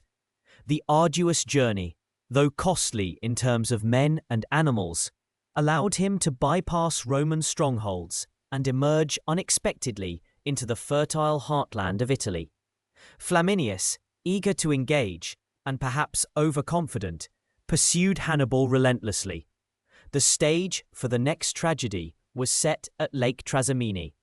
Hannibal, having meticulously scouted the terrain, positioned his army along the northern shore of the lake, where a narrow defile led into a wider plain. He concealed his forces in the hills and mist-shrouded valleys, leaving only a small contingent visible to lure the Romans. On a foggy morning in June, Flaminius, driven by a desire for a decisive engagement, marched his legions directly into Hannibal's ambush. The Romans, strung out in a long column, were caught completely by surprise. From the hillsides, Carthaginian soldiers descended, cutting off their retreat and pressing them against the lake. The fog, which had initially obscured Hannibal's trap, now trapped the Romans in a claustrophobic nightmare. The battle was less a clash of armies and more a massacre. Thousands of Romans were driven into the lake and drowned, their armor dragging them to the muddy depths. Flaminius himself fell in the thick of the fighting, his body never recovered. The precise number of Roman casualties is debated, but ancient sources claim around 15,000 Romans were killed, with another 10,000 captured. The news of Trasimene reached dead Rome as a chilling whisper, then a roar of grief and despair. The Senate, in an unprecedented move, appointed Quintus Fabius Maximus as dictator, granting him absolute authority to defend the Republic. Fabius, a seasoned statesman and military leader, understood that Rome could not defeat Hannibal in open battle. Not yet. He adopted a strategy of attrition, famously known as the Fabian strategy. He would shadow Hannibal's movements, harassing his foraging parties, cutting off his supplies, and avoiding direct engagements. His goal was to wear down the Carthaginian army, to deny them a decisive victory, and to allow Rome to rebuild its strength. This cautious approach, though strategically sound, was deeply unpopular with the Roman populace, who yearned for a swift victory. Fabius was derided as cunctator, the delayer. His master of horse, Minucius Rufus, openly challenged his authority, eventually being granted equal command, only to lead his forces into a near-disastrous engagement that Fabius himself had to rescue. This internal strife, born of impatience and pride, foreshadowed further troubles. Fabius's strategy, though unpopular, was arguably Rome's salvation in those dark years, preventing another catastrophic defeat and buying precious time. Yet the Roman spirit, forged in centuries of conflict, yearned for a decisive confrontation. The Fabian strategy, while effective in preventing immediate disaster, was perceived by many as ignominious, a surrender of Roman pride. In 216 BCE, a new pair of consuls, Lucius Aemilius Paulus and Gaius Terentius Varro, were elected, both determined to bring Hannibal to battle and end the Carthaginian threat once and for all. They commanded an army of unprecedented size, estimated to be between 70,000 and 80,000 infantry and several thousand cavalry. Perhaps the largest single Roman army ever assembled up to that point. This massive force marched south, confident in its numerical superiority, to confront Hannibal near the small Apulian village of Cannae. Hannibal, with an army significantly smaller than Rome's, numbering perhaps 50,000, chose his ground with meticulous care. The terrain near Cannae was a flat, open plain, ideal for cavalry maneuvers, an arm in which Hannibal held a distinct advantage. He positioned his forces with the Alphadus River protecting his flank and the prevailing winds blowing dust into the faces of the approaching Romans. His tactical genius was about to be unleashed in a way that would forever be studied in military academies. On August 2nd, 216 BCE, the two colossal armies faced each other. The Romans, in their traditional dense formation, aimed to punch through the center of Hannibal's line. Hannibal, however, deployed his forces in an ingenious crescent formation, with his weaker Gallic and Iberian infantry in the center, pushed forward, and his veteran African infantry held back on the flanks. As the Roman legions advanced, pushing into the Carthaginian center, the crescent slowly inverted. The Gallic and Iberian troops gradually gave ground, drawing the Romans deeper into the trap. Then, the veteran African infantry on the flanks wheeled inward, like two massive doors, closing. Simultaneously, Hannibal's superior cavalry, having routed the Roman cavalry, attacked the Roman rear. The Roman legions, packed tightly into an ever-shrinking space, found themselves completely encircled. They were unable to maneuver, unable to fight effectively, their sheer numbers becoming a liability rather than an asset. The battle degenerated into a slaughter. For hours, the Carthaginian forces systematically cut down the trapped Romans. The air would have been thick with the dust of battle, the cries of the dying, and the metallic clang of steel on armor. The sun, a silent witness, beat down on the unfolding horror. Historians still debate the precise casualty figures, but the numbers are staggering.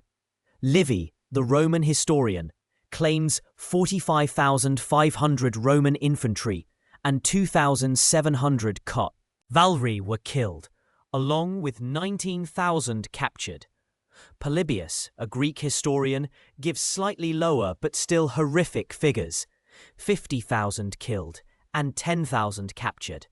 Regardless of the exact count, Cannae was one of the most devastating defeats in military history, a catastrophe that annihilated a significant portion of Rome's fighting force and left the Republic teetering on the brink of collapse.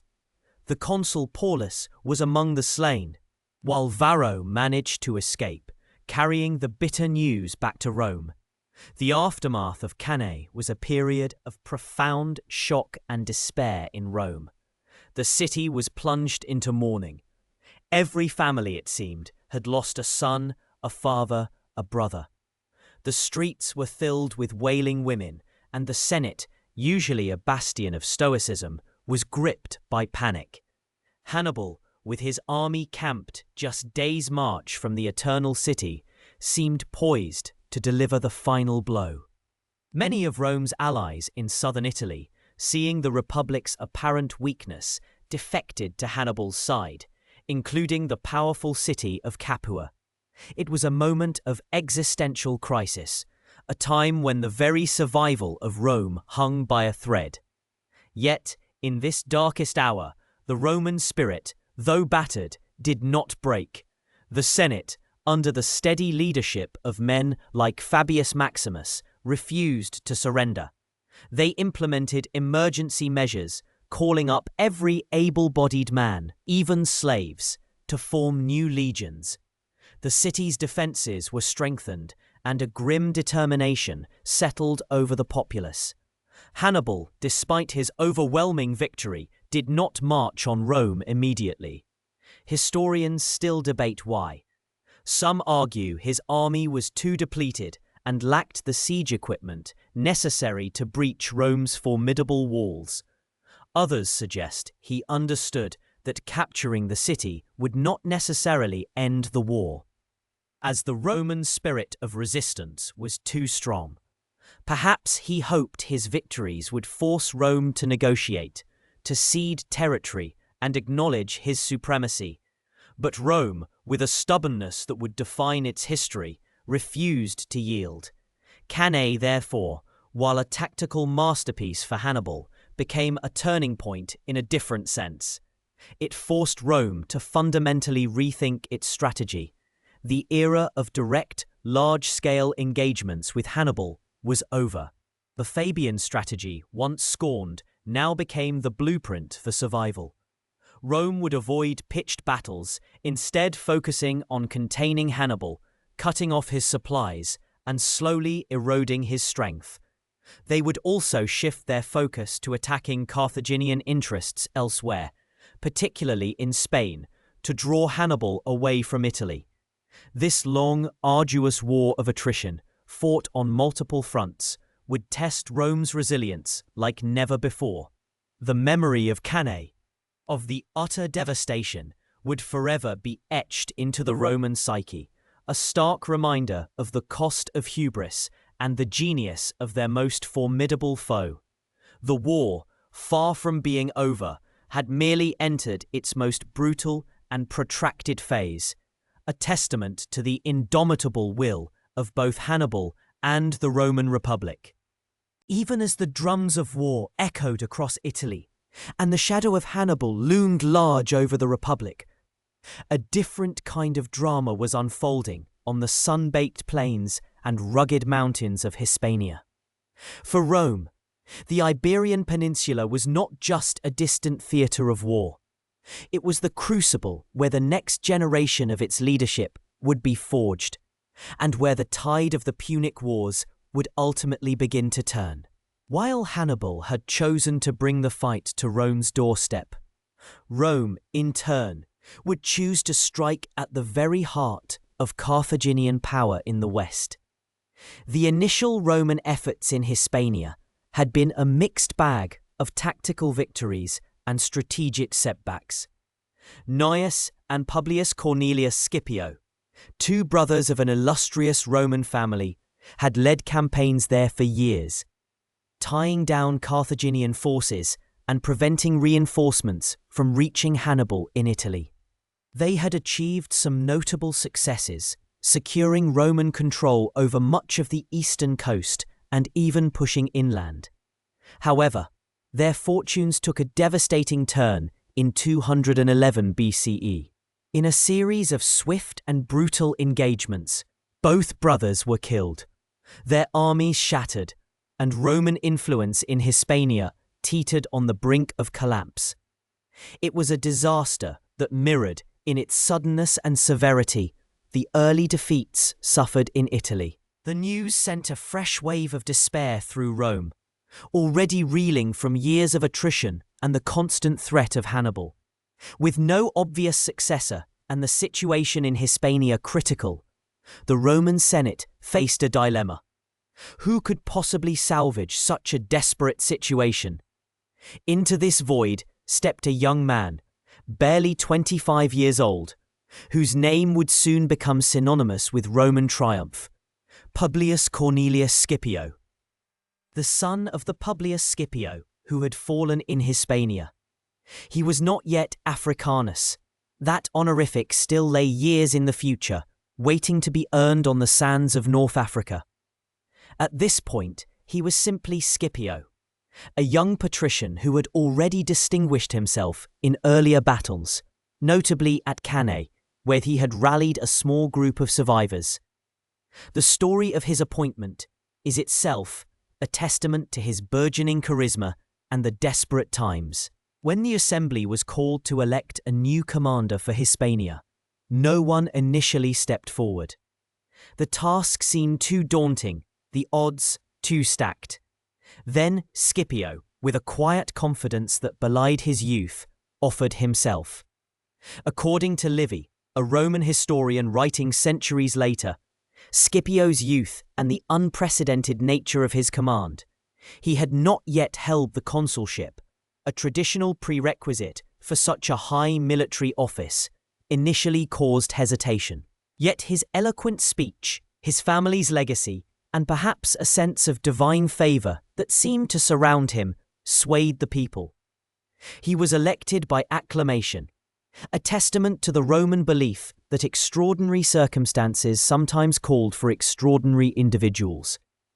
Scipio arrived in Hispania in 210 BCE, inheriting a fragmented army and a precarious position.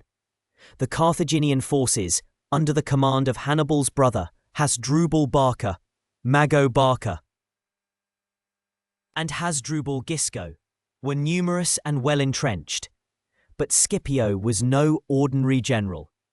He possessed a keen intellect, a deep understanding of military strategy, and an uncanny ability to inspire loyalty and devotion in his troops. He also had a flair for the dramatic, often cultivating an image of divine inspiration, spending time alone in temples, and suggesting that his plans were guided by the gods. This was not mere superstition, it was a shrewd psychological tactic that bolstered morale and struck fear into his enemies. His first major objective was breathtaking in its audacity: a direct assault on Carthago Nova, modern-day Cartagena, the main Carthaginian base in Hispania. This heavily fortified city, situated on a peninsula with a natural harbour, served as their primary naval base, treasury, and armoury. It was also where many Iberian hostages held by the Carthaginians to ensure the loyalty of local tribes were kept. The Carthaginian generals, believing the city impregnable and their main armies dispersed throughout Hispania, had left it lightly garrisoned. Scipio, however, had meticulously gathered intelligence. He learned that the lagoon protecting one side of the city was exceptionally shallow at low tide, making it fordable. In 209 BCE, he launched a surprise attack. While a land force assaulted the main walls, a naval contingent created a diversion, and a detachment of soldiers, under Scipio's personal command, waded through the shallow lagoon, attacking the city from its seemingly impenetrable side. The Carthaginian defenders, caught off guard and overwhelmed, quickly succumbed. The fall of Carthago Nova was a stunning victory. Not only did Rome gain immense spoils of war, including ships, siege engines, and vast quantities of silver, but Scipio also secured the release of the Iberian hostages. His humane treatment of these hostages and his respectful handling of a beautiful Iberian princess taken captive earned him immense goodwill among the local tribes, many of whom subsequently defected to the Roman side. This strategic foresight, combining military might with diplomatic finesse, was a hallmark of Scipio's genius. The capture of Carthago Nova was a psychological blow to the Carthaginians and a massive morale boost for the Romans. It demonstrated that Scipio was a commander of a different caliber, capable of innovative tactics and bold strokes. Yet the war in Hispania was far from over. The three Carthaginian generals still commanded significant forces, and they were determined to reclaim their lost territories. The next few years saw a series of complex maneuvers and battles across Hispania. Scipio continued to refine his tactics, often employing feints and unexpected movements to outmaneuver his opponents. He understood the importance of adapting to the terrain and the enemy, a lesson perhaps learned from Hannibal himself. One of the enduring mysteries surrounding Scipio's campaigns in Hispania is the precise location and details of some of his engagements. While historians like Polybius and Livy provide detailed accounts, the exact geography of some battlefields remains a subject of scholarly debate, making it difficult to fully reconstruct every tactical nuance.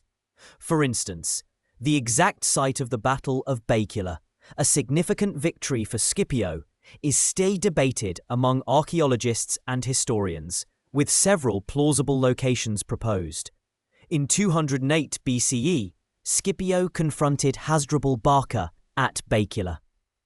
Hasdrubal had taken up a strong defensive position on a hill, but Scipio, using a combination of frontal assault and flanking maneuvers, managed to dislodge him.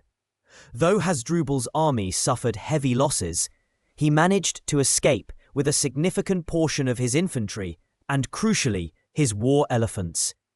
His objective was to march overland through the Pyrenees and Gaul, following Hannibal's path, to reinforce his brother in Italy. Scipio, despite his victory, was unable to prevent Hasdrubal's escape, a decision that would later be scrutinized.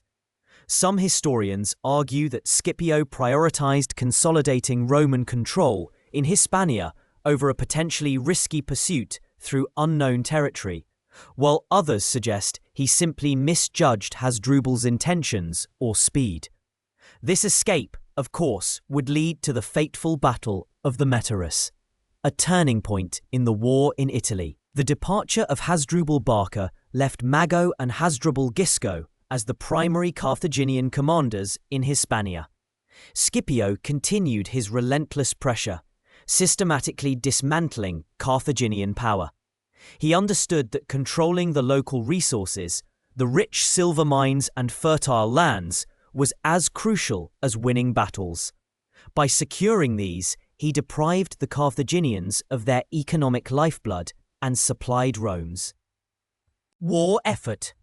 The decisive engagement in Hispania came in 206 BCE at the Battle of Ilipa, near modern-day Seville. This was a battle of immense scale, with both sides fielding tens of thousands of troops. Scipio faced a combined Carthaginian army led by Mago Barca and Hasdrubal Gisco, which included a large contingent of Iberian allies. The Carthaginian forces were numerically superior, and their battle line was long and formidable. With their best African infantry in the centre and Iberian allies on the flanks. Scipio, however, had a brilliant plan. For several days leading up to the battle, he would deploy his army in the same formation, with his Roman legions in the centre and his Iberian allies on the wings. This lulled the Carthaginian commanders into a false sense of predictability. Each day, they would mirror his formation. But on the day of the actual battle, Scipio changed his deployment. He marched his army out at dawn, earlier than usual, catching the Carthaginians slightly off guard. Crucially, he placed his veteran Roman legions on the wings and his less experienced Iberian allies in the centre. When the armies finally engaged, Scipio ordered his wings to advance rapidly, while his centre advanced slowly. This created a concave formation, with the Roman wings encircling the Carthaginian flanks. The Carthaginian centre, composed of their elite African infantry, found itself largely unengaged, while their Iberian allies on the wings were being crushed by the Roman legions. Scipio also used his cavalry to great effect, harassing the Carthaginian flanks and preventing them from reinforcing their beleaguered wings. The Carthaginian army was utterly routed, suffering catastrophic losses. It was a tactical masterpiece, a testament to Scipio's innovative thinking and his ability to execute complex maneuvers on the battlefield.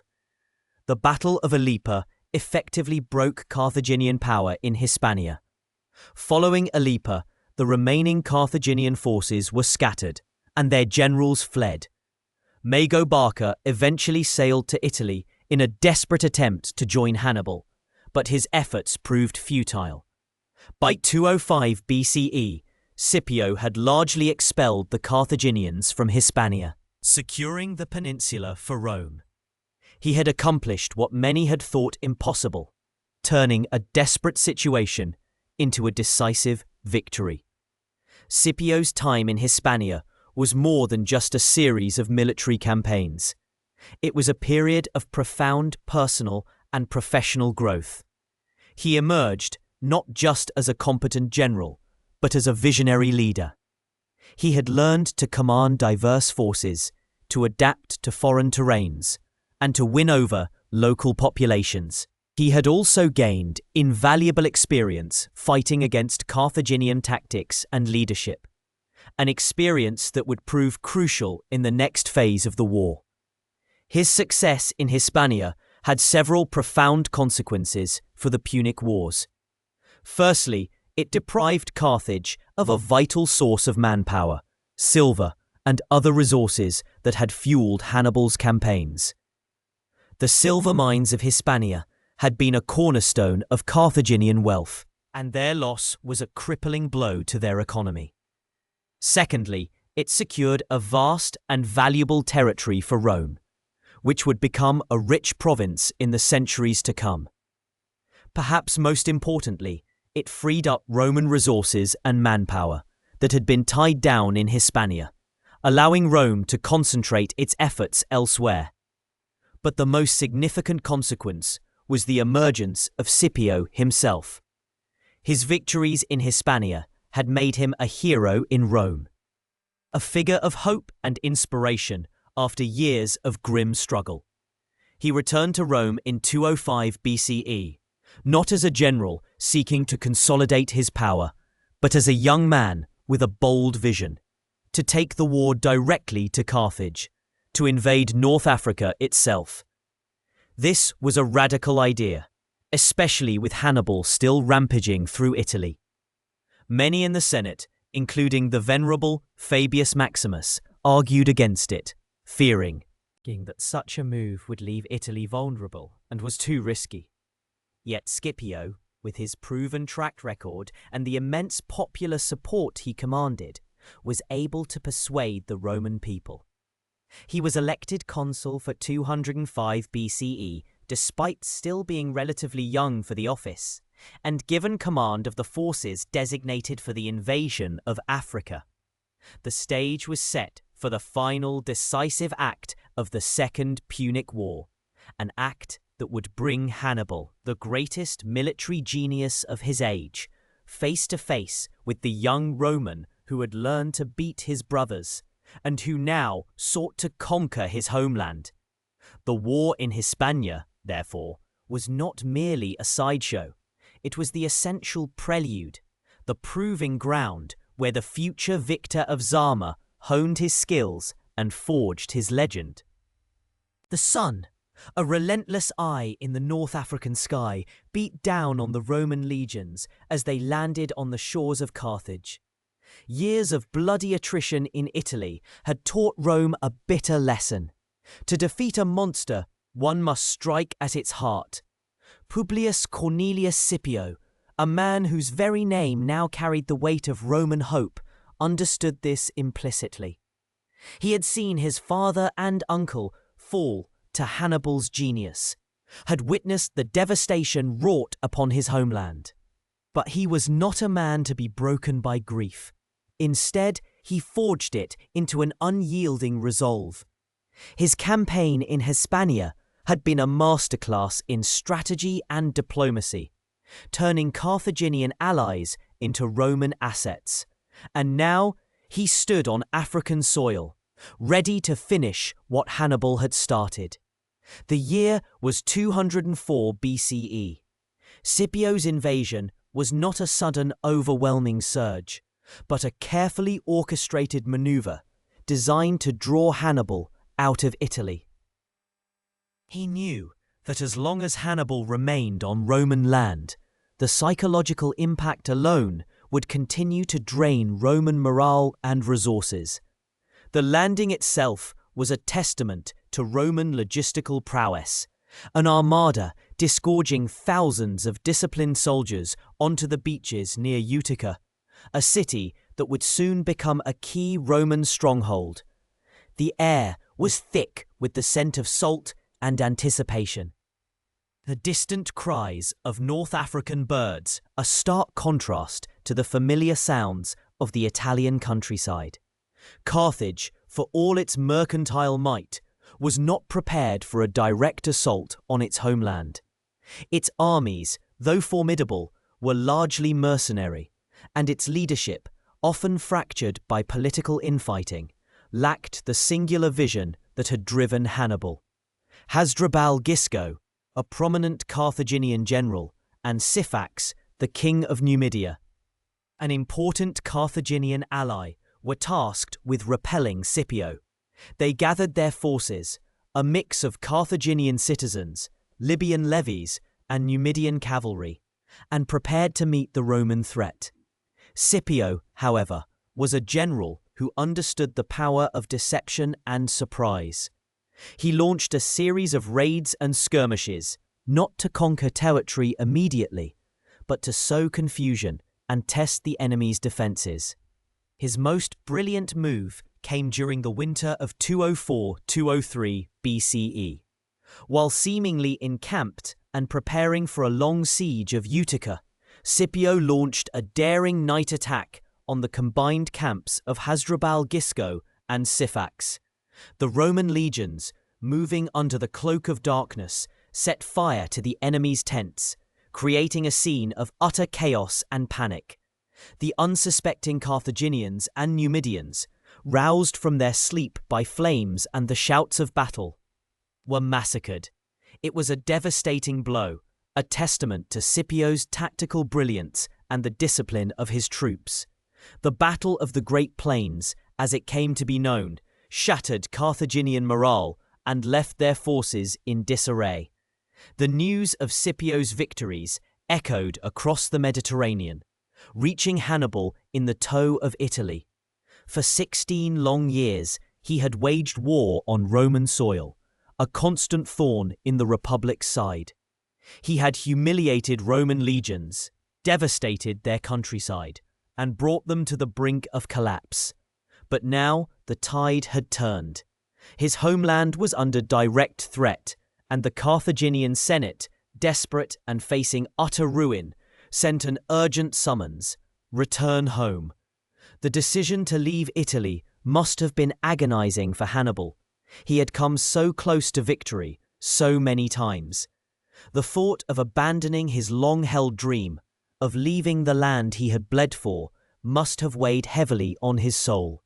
Yet, the call of duty, the imperative to defend his city, was undeniable. He gathered his remaining forces, a seasoned but weary army, and began the long, somber journey back to Carthage. It was a retreat, not of defeat, but of strategic necessity, a final gamble to save his city. As Hannibal sailed from Italy, a sense of foreboding hung in the air. The Romans, who had endured his presence for so long, must have breathed a collective sigh of relief, yet also understood the gravity of the impending confrontation. The stage was set for a decisive battle, one that would determine the fate of two mighty empires. Upon his arrival in Africa, Hannibal found a city in disarray, its armies shattered, its people demoralized. He immediately set about reorganizing the remaining forces, incorporating newly raised levies and what was left of Hasdrubal Gisco's and Syphax's armies.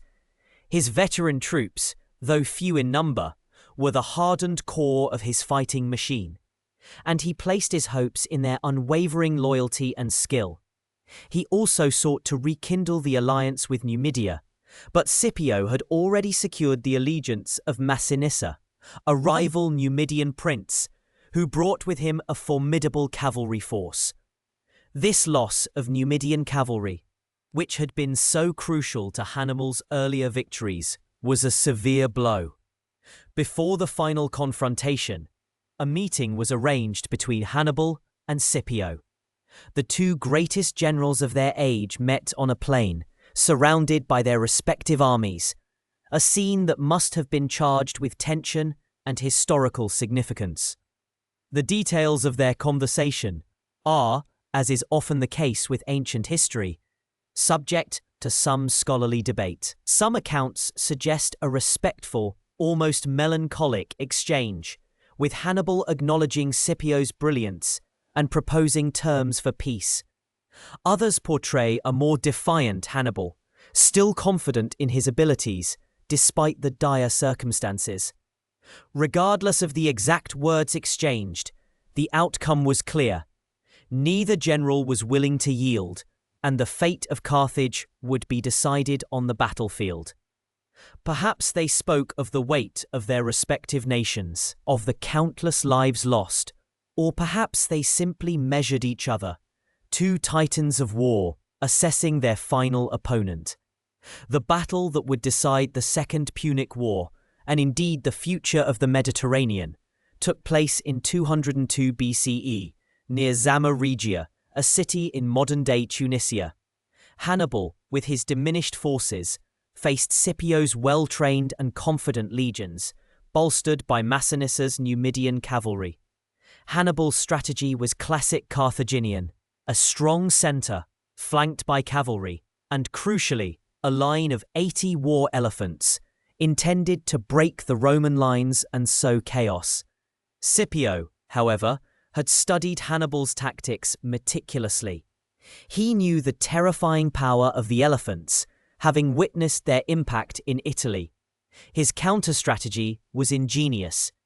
Instead of forming a solid line, he arranged his legions in columns, with wide lanes between them.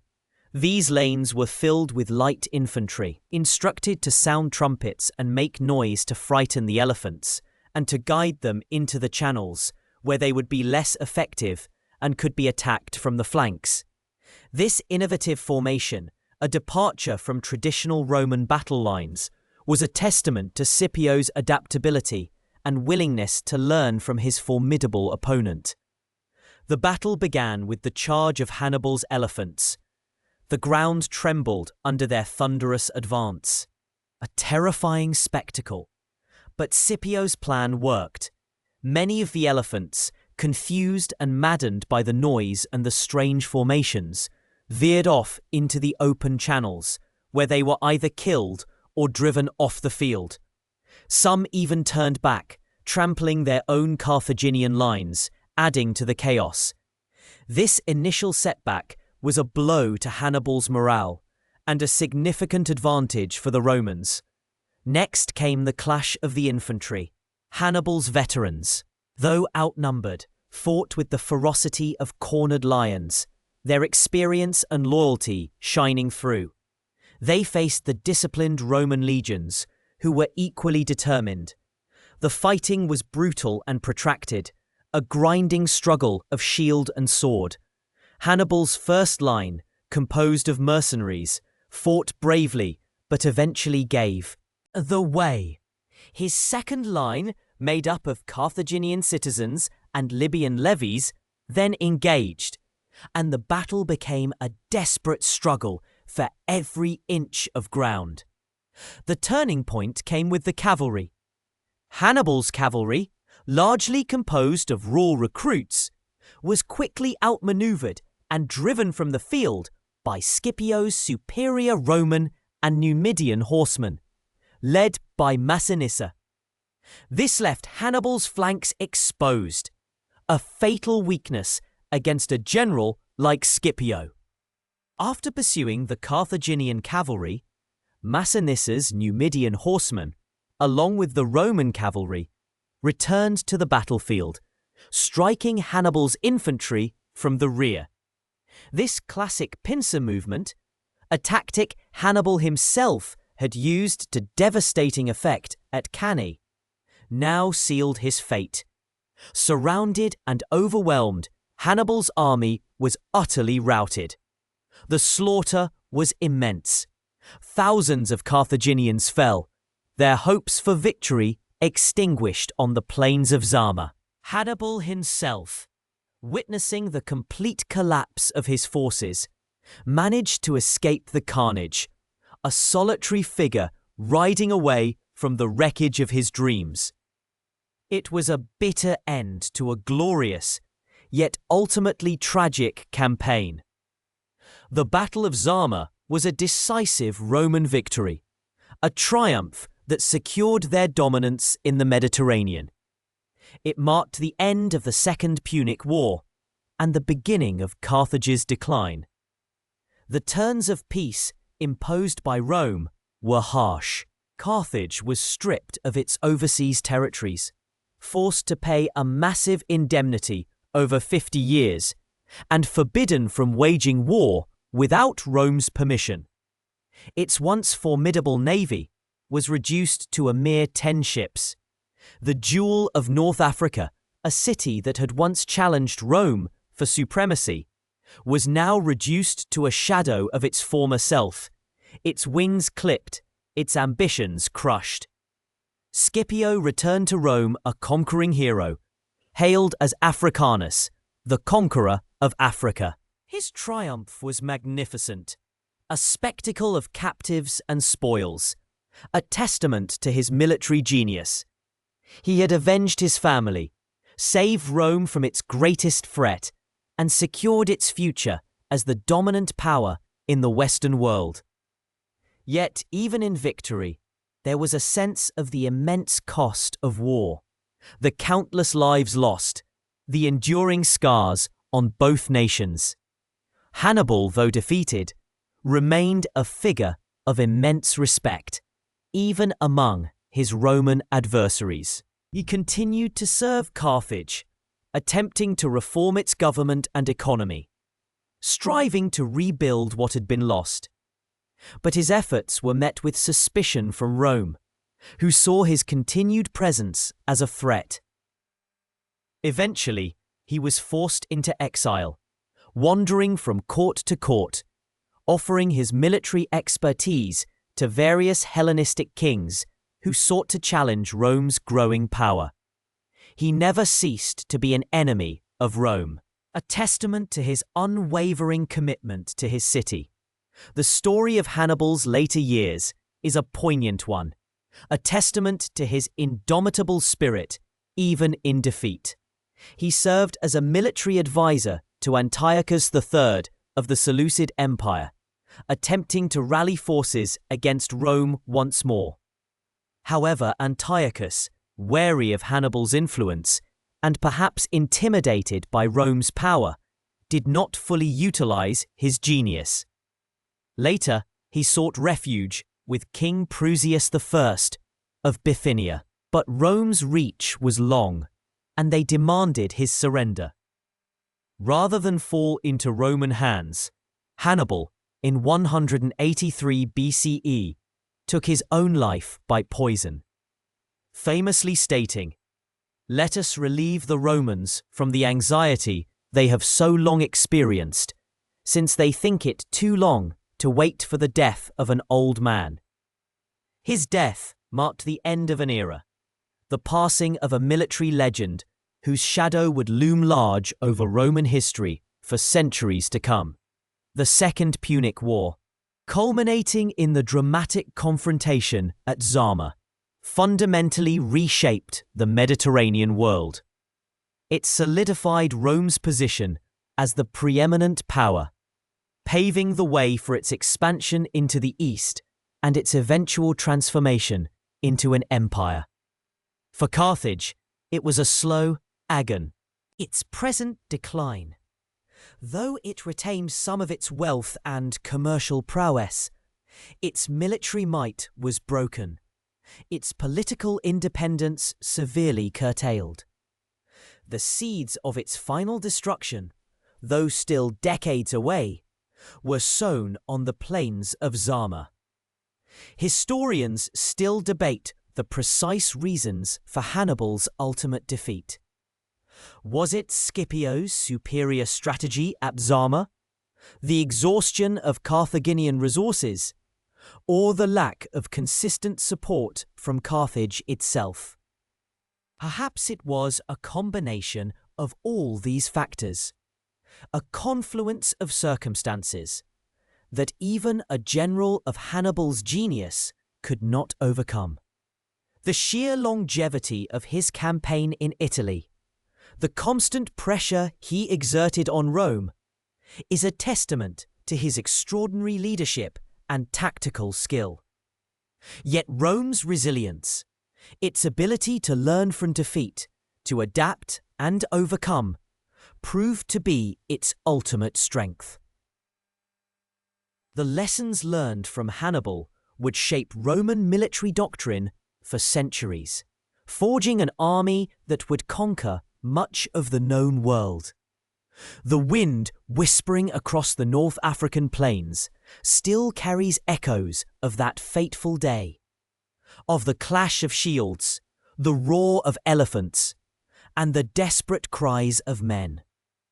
It was a battle that not only decided the fate of two empires, but also etched itself into the annals of military history, a timeless tale of strategy, courage, and the relentless pursuit of victory. The legacy of Zama was not just a Roman triumph, but a testament to the enduring human capacity for both devastating conflict and remarkable resilience. The dust of Zama settled, not just on the scorched earth of North Africa, but on the very foundations of Carthaginian power. The terms of peace dictated by Rome were, as expected, brutal, and designed to cripple any future resurgence. Carthage was stripped of all its overseas territories, losing Spain, its Mediterranean islands, and even its control over the Numidian kingdoms that bordered its own lands.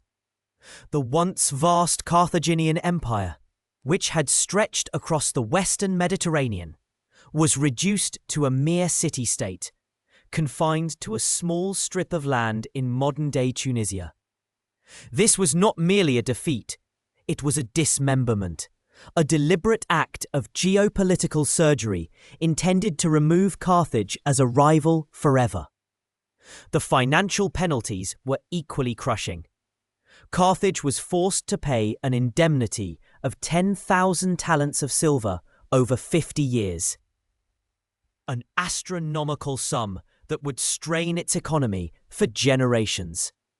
To put this into perspective, a single talent of silver was roughly equivalent to 60 Roman pounds, or about 27 kilograms.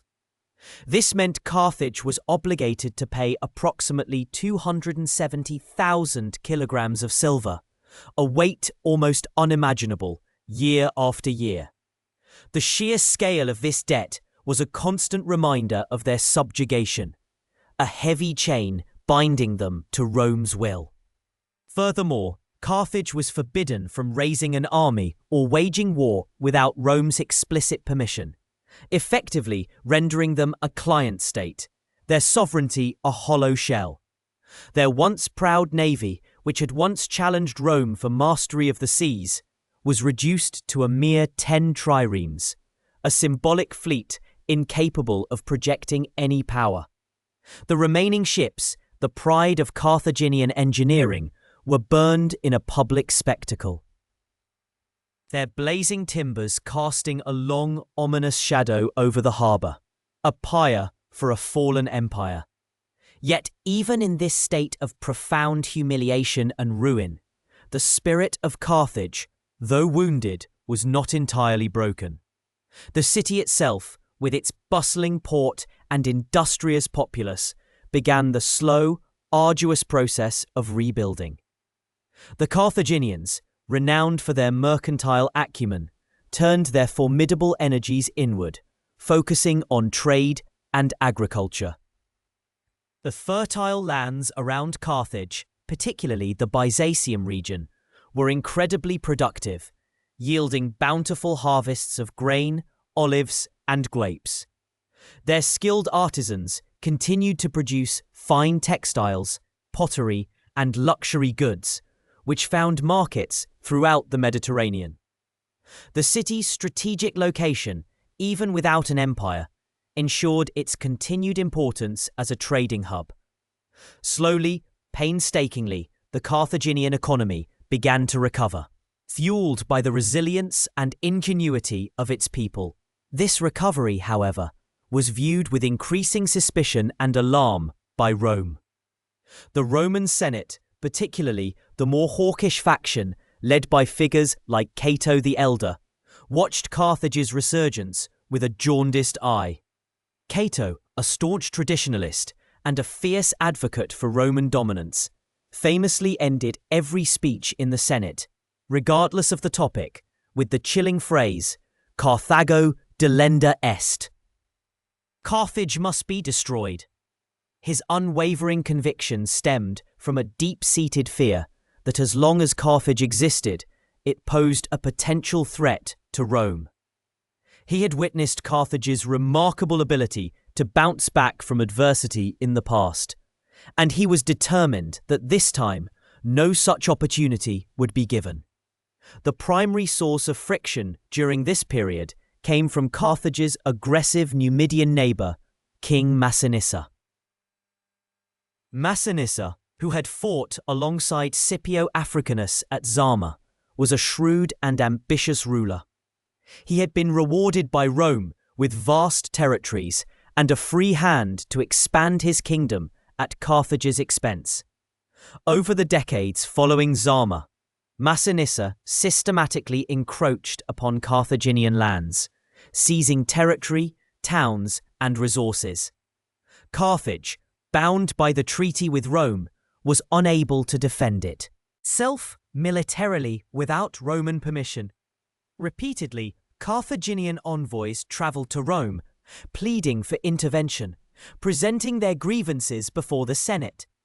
Each time, Roman arbitration commissions were sent to investigate, but their decisions almost invariably favoured Massinissa. Historians still debate the true motivations behind Rome's consistent siding with Massinissa. Was it a deliberate policy to weaken Carthage further, slowly bleeding it dry through proxy warfare?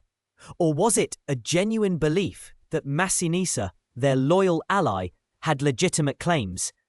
Perhaps it was a combination of both, a calculated strategy to maintain instability on Carthage's borders, preventing it from ever truly regaining its strength. The Roman commissions, often composed of senators with vested interests or preconceived notions, would listen to both sides, but the outcome was predictable. Massinissa would gain more land, and Carthage would be left with little recourse, its appeals falling on deaf ears in Rome. One particularly poignant incident illustrates this dynamic. Around 153 BCE, Massinissa seized a fertile region known as the Great Plains, a vital agricultural area for Carthage.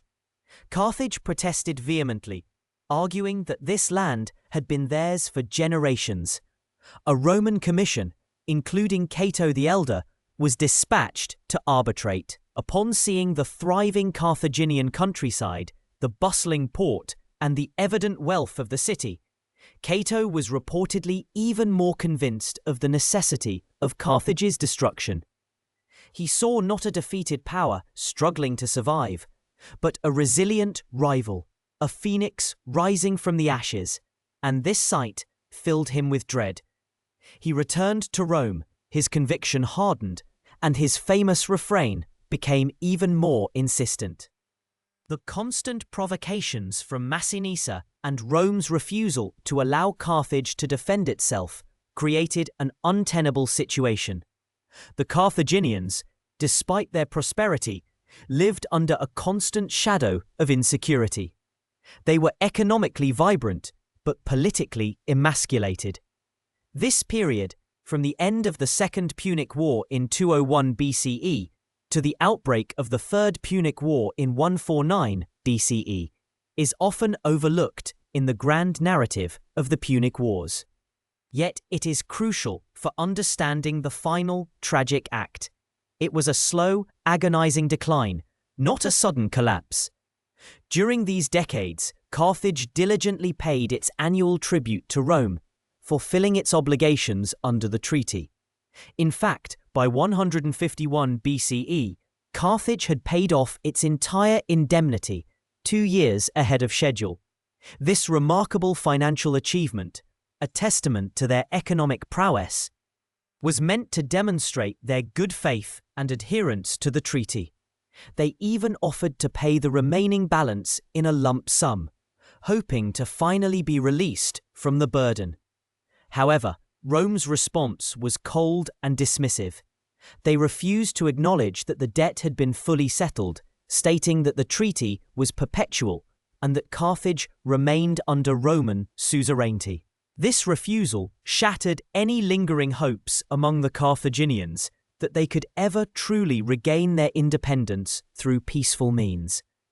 The internal politics of Carthage during this period were also complex and often turbulent.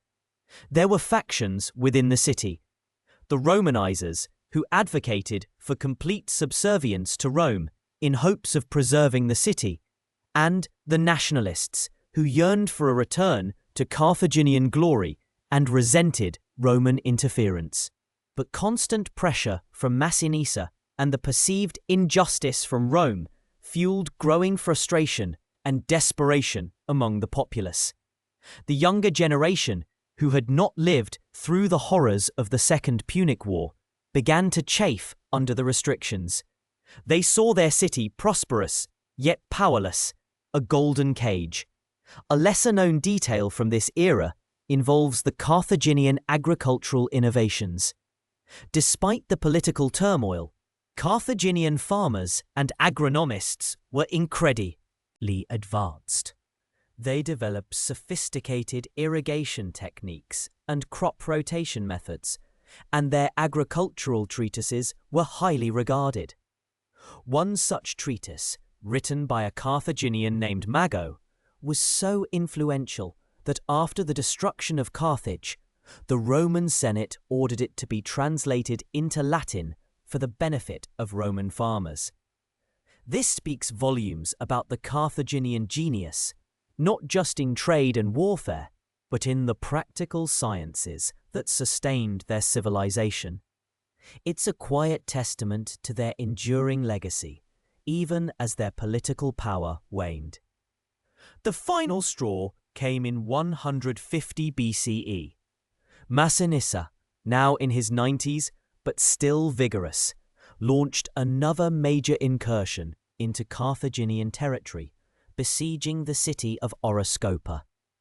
This time, the Carthaginians, pushed to their breaking point, decided they could no longer endure the constant harassment. Defying the treaty with Rome, they raised an army of their own, led by a general named Hasdrubal, and marched out to confront Massinissa. The ensuing battle was a disaster for Carthage. Their inexperienced forces were routed by Massinissa's seasoned Numidian cavalry, and many Carthaginian lives were lost. This act of defiance, though born of desperation, provided Rome with the pretext it had been waiting for. The Carthaginian decision to wage war without Roman permission was a clear violation of the Treaty of 201 BCE. The Roman Senate, already predisposed to view Carthage with suspicion, seized upon this opportunity. Despite Carthaginian pleas that they had only acted in self-defense against Massinissa's aggression, Rome's decision was made. The die was cast. In 149 BCE, Rome declared war on Carthage for the third and final time. The news sent a wave of despair through the city. The Carthaginians, knowing their fate was likely sealed, made a desperate attempt to appease Rome. They sent envoys to Rome, offering complete submission, hoping to avert the impending catastrophe. The Roman response was a series of increasingly harsh demands. First, they demanded 300 noble Carthaginian children as hostages, a common practice to ensure compliance. Carthage, in a heartbreaking act of surrender, complied. Then the Roman consuls leading the expedition, Manius Manilius and Lucius Marcius Censorinus, landed their massive army of 80,000 infantry and 4,000 cavalry at Utica, a city that had defected to Rome. From Utica, the consuls issued their next demand: Carthage must disarm completely, surrendering all its weapons and military equipment. Again, Carthage, hoping to demonstrate its peaceful intentions, complied. Wagons laden with thousands of shields, swords, catapults, and other armaments streamed out of the city gates, a somber procession of a nation disarming itself. The sight must have been soul-crushing for the Carthaginians, watching their means of defense being carried away, piece by piece. But Rome's ultimate demand was yet to come. Once Carthage was completely disarmed and utterly vulnerable, the consuls delivered their final, chilling ultimatum. The city of Carthage itself must be abandoned and destroyed, and its inhabitants were to resettle 10 miles inland, away from the sea. This was the final, unconscionable blow. The Carthaginians, a maritime people whose very identity was intertwined with their port and their connection to the sea, could not accept this. To abandon their ancestral city, the heart of their civilization for centuries, was unthinkable. It was a demand for cultural annihilation, not just political subjugation. At this point, the Carthaginian spirit, which had endured so much, finally snapped. The city, which had just disarmed itself, suddenly found a desperate resolve. The gates were slammed shut. The people, unified in their defiance, prepared for a siege. They knew the odds were impossible, but to surrender their very identity was a fate worse than death. The wealthy contributed their gold and silver. The women cut their long hair to be used as ropes for catapults, and every available resource was mobilized for defense. Slaves were freed and armed, and workshops that had once produced luxury goods were now churning out weapons. The Roman army, expecting an easy occupation of a disarmed city, was met with fierce, unexpected resistance. The Third Punic War, though often seen as a foregone conclusion, would prove to be a brutal and protracted struggle, a testament to the Carthaginian will to survive. Even in the face of overwhelming odds, the city, though stripped of its empire, would fight for its very existence, its final desperate stand echoing through history as a tragic symbol of defiance against an implacable foe. The story of Carthage's decline was not just one of military defeat, but of a slow, deliberate strangulation, culminating in a final, agonizing gasp for breath. The echoes of Zama, though fading with each passing generation, still resonated in the halls of Roman power. The great Scipio Africanus, who had so decisively defeated Hannibal, had long since passed into legend, his triumphs etched into the very soul of the Republic. Yet, even as Rome consolidated its vast Mediterranean empire, a persistent unease lingered. Carthage, though stripped of its navy, its overseas territories, and its right to wage war without Roman consent, continued to exist. Its fertile lands, its industrious people, and its strategic location across the narrow strait from Sicily remained a source of apprehension for many Romans. One voice, above all others, embodied this deep-seated fear and animosity. Marcus Porcius Cato, known to history as Cato the Elder. A man of stern principles, famed for his austere lifestyle and unyielding adherence to traditional Roman virtues, Cato had served the Republic in many capacities. As a soldier, a censor, and a senator, he was a figure of immense moral authority, whose words carried significant weight in the Roman Senate. For decades, Cato nursed an almost obsessive conviction that Carthage, even in its weakened state, posed an existential threat to Rome. He saw its continued existence as an affront, a potential resurgence of the very power that had brought Rome to its knees during the Second Punic War. The story goes that Cato, on a diplomatic mission to Carthage around 153 BCE, was profoundly disturbed by what he saw. He observed a city that, despite its earlier defeats, was remarkably prosperous. Its harbours teemed with ships, its markets bustled with trade, and its fields yielded abundant harvests. This economic vitality, to Cato's mind, was not a sign of recovery, but a harbinger of renewed aggression. He returned to Rome, convinced that Carthage's very existence was a ticking time bomb.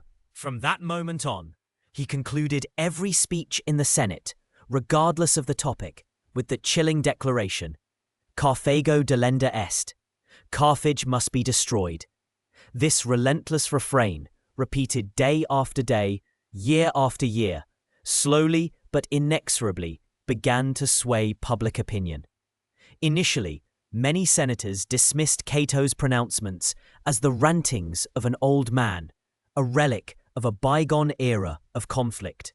Scipio Nasica Corculum, another prominent senator and a relative of the great Africanus, argued for a more measured approach, believing that a strong Carthage, kept in check by Rome, actually served a useful purpose. He contended that Carthage acted as a necessary external rival, preventing Rome from becoming complacent and decadent. Without such a rival, he feared Roman morality and discipline might erode. This intellectual debate within the Senate reveals a fascinating tension in Roman foreign policy: the pragmatic desire for stability versus the deep-seated fear of a resurgent enemy. Historians still debate the true extent of Carthage's threat at this time. Was Cato's fear genuinely justified, or was it an irrational obsession fueled by lingering trauma from the Punic Wars? The truth likely lies somewhere in between. Carthage was indeed recovering economically, but whether it truly harbored ambitions of challenging Roman hegemony again is a matter of conjecture. The opportunity for Rome to act on Cato's grim vision arose from a long-standing border dispute between Carthage and its Numidian neighbour, King Massinissa. Massinissa, a steadfast ally of Rome since the Second Punic War, had been systematically encroaching on Carthaginian territory for decades. Carthage, bound by its treaty with Rome, was forbidden from raising an army or waging war without Roman permission. Repeatedly, Carthage appealed to Rome to arbitrate the disputes, but the Roman commissions, often biased in favour of their ally Massinissa, consistently sided against Carthage. This left Carthage in an impossible position: either suffer the continued loss of its lands or defy Rome and defend itself. In 151 BCE, pushed to the brink by Masinnissa's relentless incursions and the loss of significant territory, Carthage finally took matters into its own hands. They raised an army, a clear violation of the treaty, and launched a retaliatory strike against Massinissa. The Carthaginian forces, led by Hasdrubal the Boetharch, initially achieved some success, but were ultimately defeated by Masinnissa's seasoned Numidian cavalry. This act, however, provided Rome with the pretext it needed. The treaty had been broken. Cato's prophecy, in the eyes of many Romans, was now fulfilled. Carthage had shown its true colours, its inherent perfidy. Rome swiftly mobilized. In 149 BCE, a large Roman expeditionary force, led by the consuls Manius Manilius and Lucius Marcius Censorinus, landed in Africa. The Carthaginians, desperate to avert war, sent envoys to Rome, offering complete submission. They surrendered 300 noble hostages as a sign of their good faith and handed over all their weapons, including 200,000 sets of armour and countless catapults and javelins. The Roman consuls, however, had been given secret instructions. Their demands escalated. First, they ordered the Carthaginians to abandon their city and resettle 10 miles inland, away from the sea that had been the source of their power and prosperity. This was a death sentence for a maritime trading power. The Carthaginians, realizing the true intent behind Rome's demands, refused. The war, the Third Punic War, was now inevitable.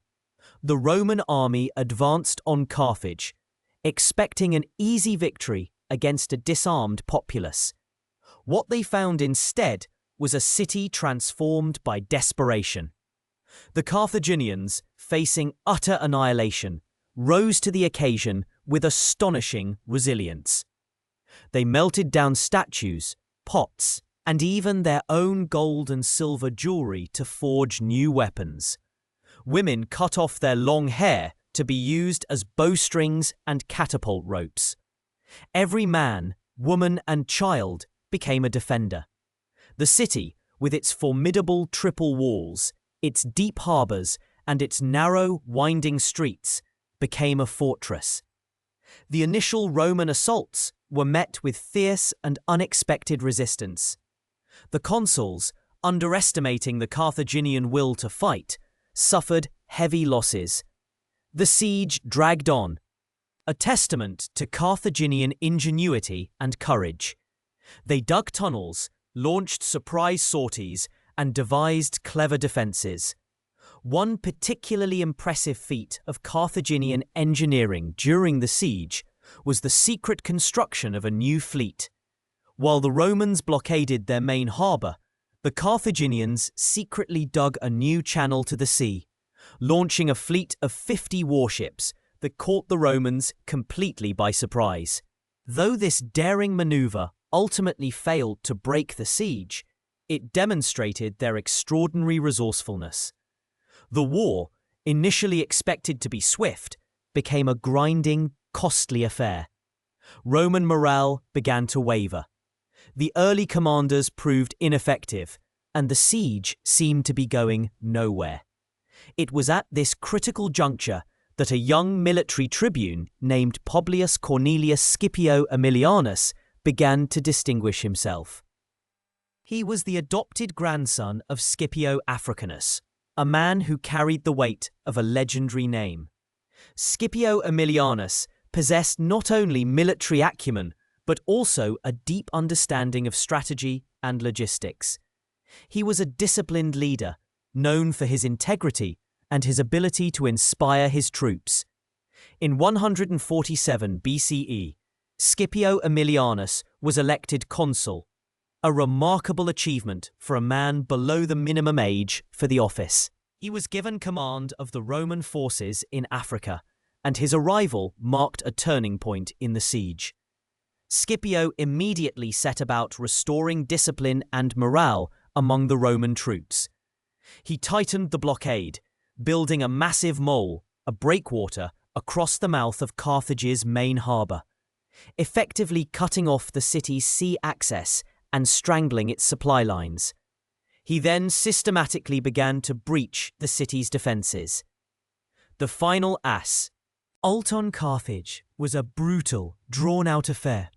For 6 days and nights, Roman soldiers fought their way through the city, house by house, street by street. The narrow, unfamiliar streets became a labyrinth of death.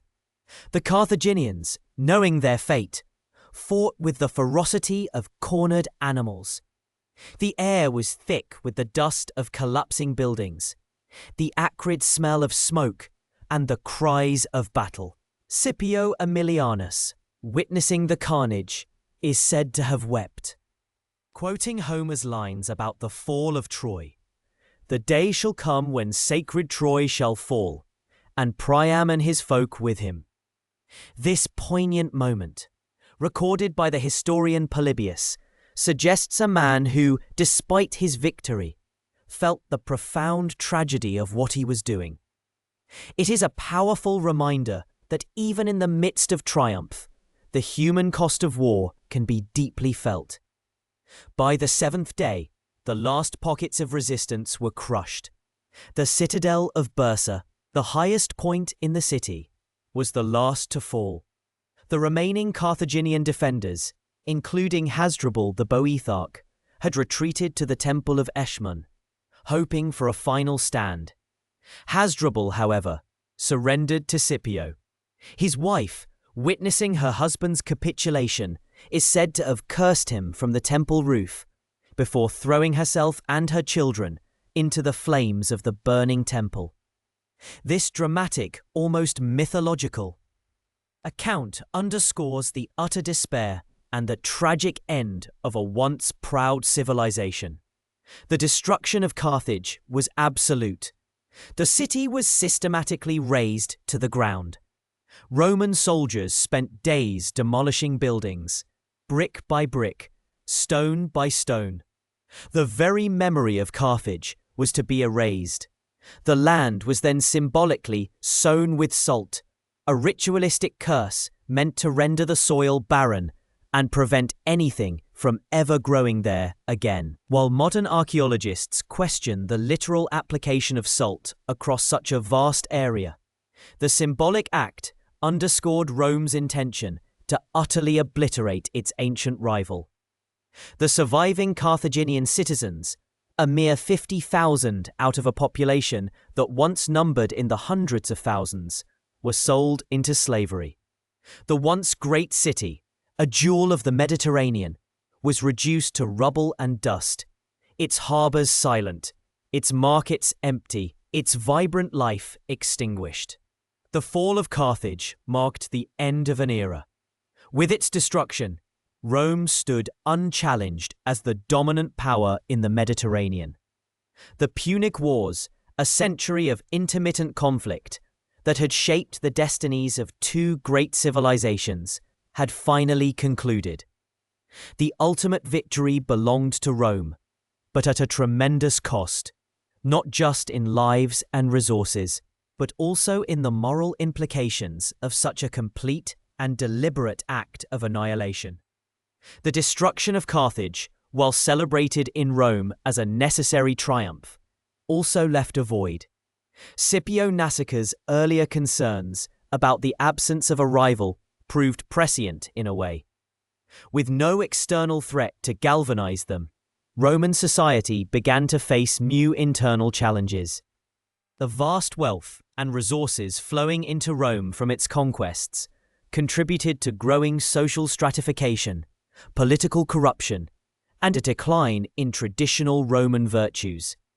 The very expansion that had secured Rome's power also sowed the seeds of future internal strife. The Punic Wars, in their entirety, had forged Rome into an empire, but the final brutal act of Carthage's destruction left an indelible stain on that legacy. A chilling reminder of the lengths to which a dominant power would go to secure its absolute supremacy.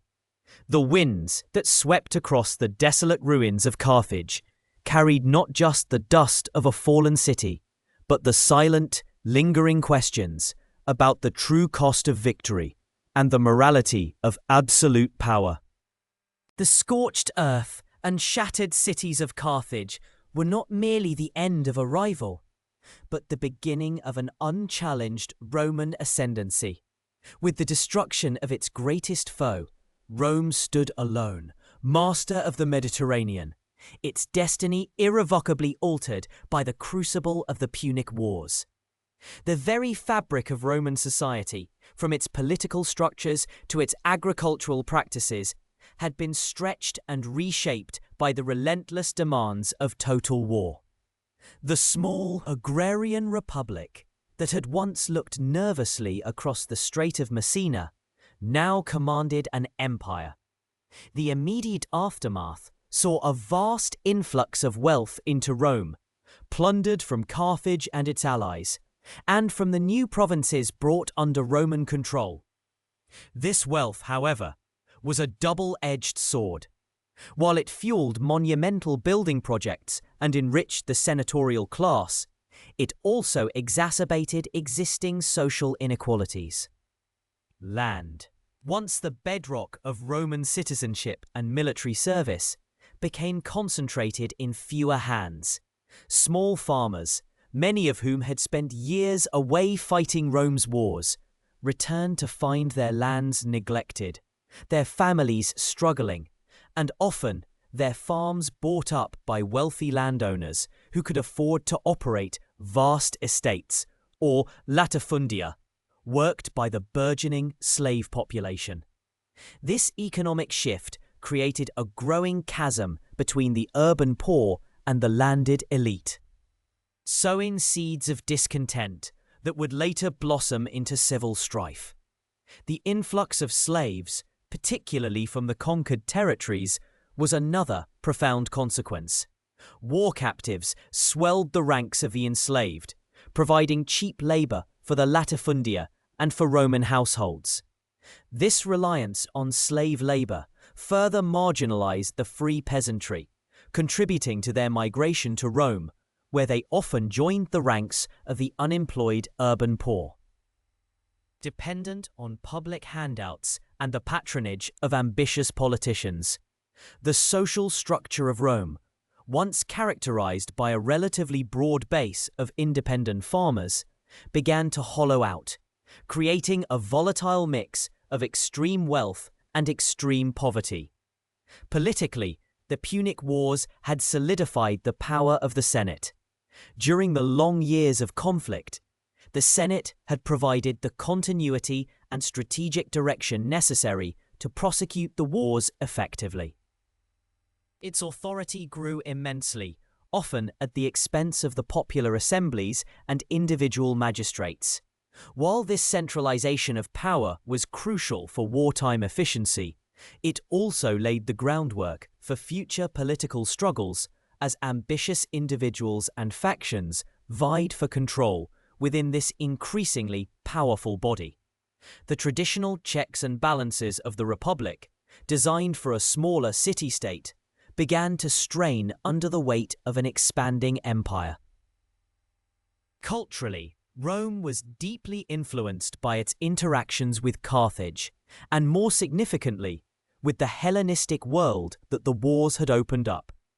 While Carthage itself did not leave a lasting cultural imprint on Rome, beyond a few architectural innovations and perhaps some agricultural techniques, the subsequent Roman expansion into the Greek East, directly facilitated by the weakening of other powers during the Punic Wars, brought Rome into direct contact with the sophisticated art, philosophy, and literature of Greece. Roman elites, particularly, began to adopt Greek customs, language, and artistic styles, leading to a unique synthesis of Roman practicality and Greek aestheticism. This Hellenization of Roman culture, while enriching, also sparked debates among traditionalists who feared the erosion of ancient Roman virtues. The military itself underwent significant transformation. The citizen militia, once the backbone of the Roman army, began to give way to a more professionalized force. The demands of prolonged campaigns in distant lands made it difficult for citizens to serve for short periods and then return to their farms. Generals began to recruit soldiers for longer terms, often promising them land and spoils upon retirement. This shift, while making the army more effective, also fostered a new loyalty, not to the Republic, but to individual commanders who could ensure their soldiers' welfare. This personal loyalty would later become a critical factor in the civil wars of the late Republic, as ambitious generals could use their legions as instruments of political power. The destruction of Carthage also left a psychological scar on the Roman psyche. The fear of Carthage, punica fidis, Carthaginian treachery, had been a powerful unifying force. With this external threat gone, Rome turned inward, and the internal stresses and strains of its rapid growth began to manifest more openly. The fierce competition for power and prestige, once channeled outward against a common enemy, now intensified within Roman society. The Gracchi brothers, Tiberius and Gaius, for example, would later attempt to address the agrarian crisis and the plight of the urban poor, only to meet violent ends, demonstrating the deep divisions that now festered within the Republic. The very concept of Roman identity began to broaden. No longer merely the citizens of a city-state on the Tiber, Romans were now the masters of a vast dominion. This shift in scale brought with it new administrative challenges. The governance of provinces, the collection of taxes, and the maintenance of order across a sprawling empire required new institutions and a more complex bureaucracy. The provincial system, initially designed for exploitation, slowly began to evolve, though often through trial and error, and sometimes through corruption and oppression. The Punic Wars, particularly the Second Punic War, also solidified Rome's naval dominance. Hannibal's inability to challenge Rome at sea had been a critical factor in his ultimate defeat, preventing him from receiving adequate reinforcements and supplies. After the wars, Rome maintained a powerful fleet, ensuring its control over the Mediterranean's vital trade routes and projecting its power across the seas.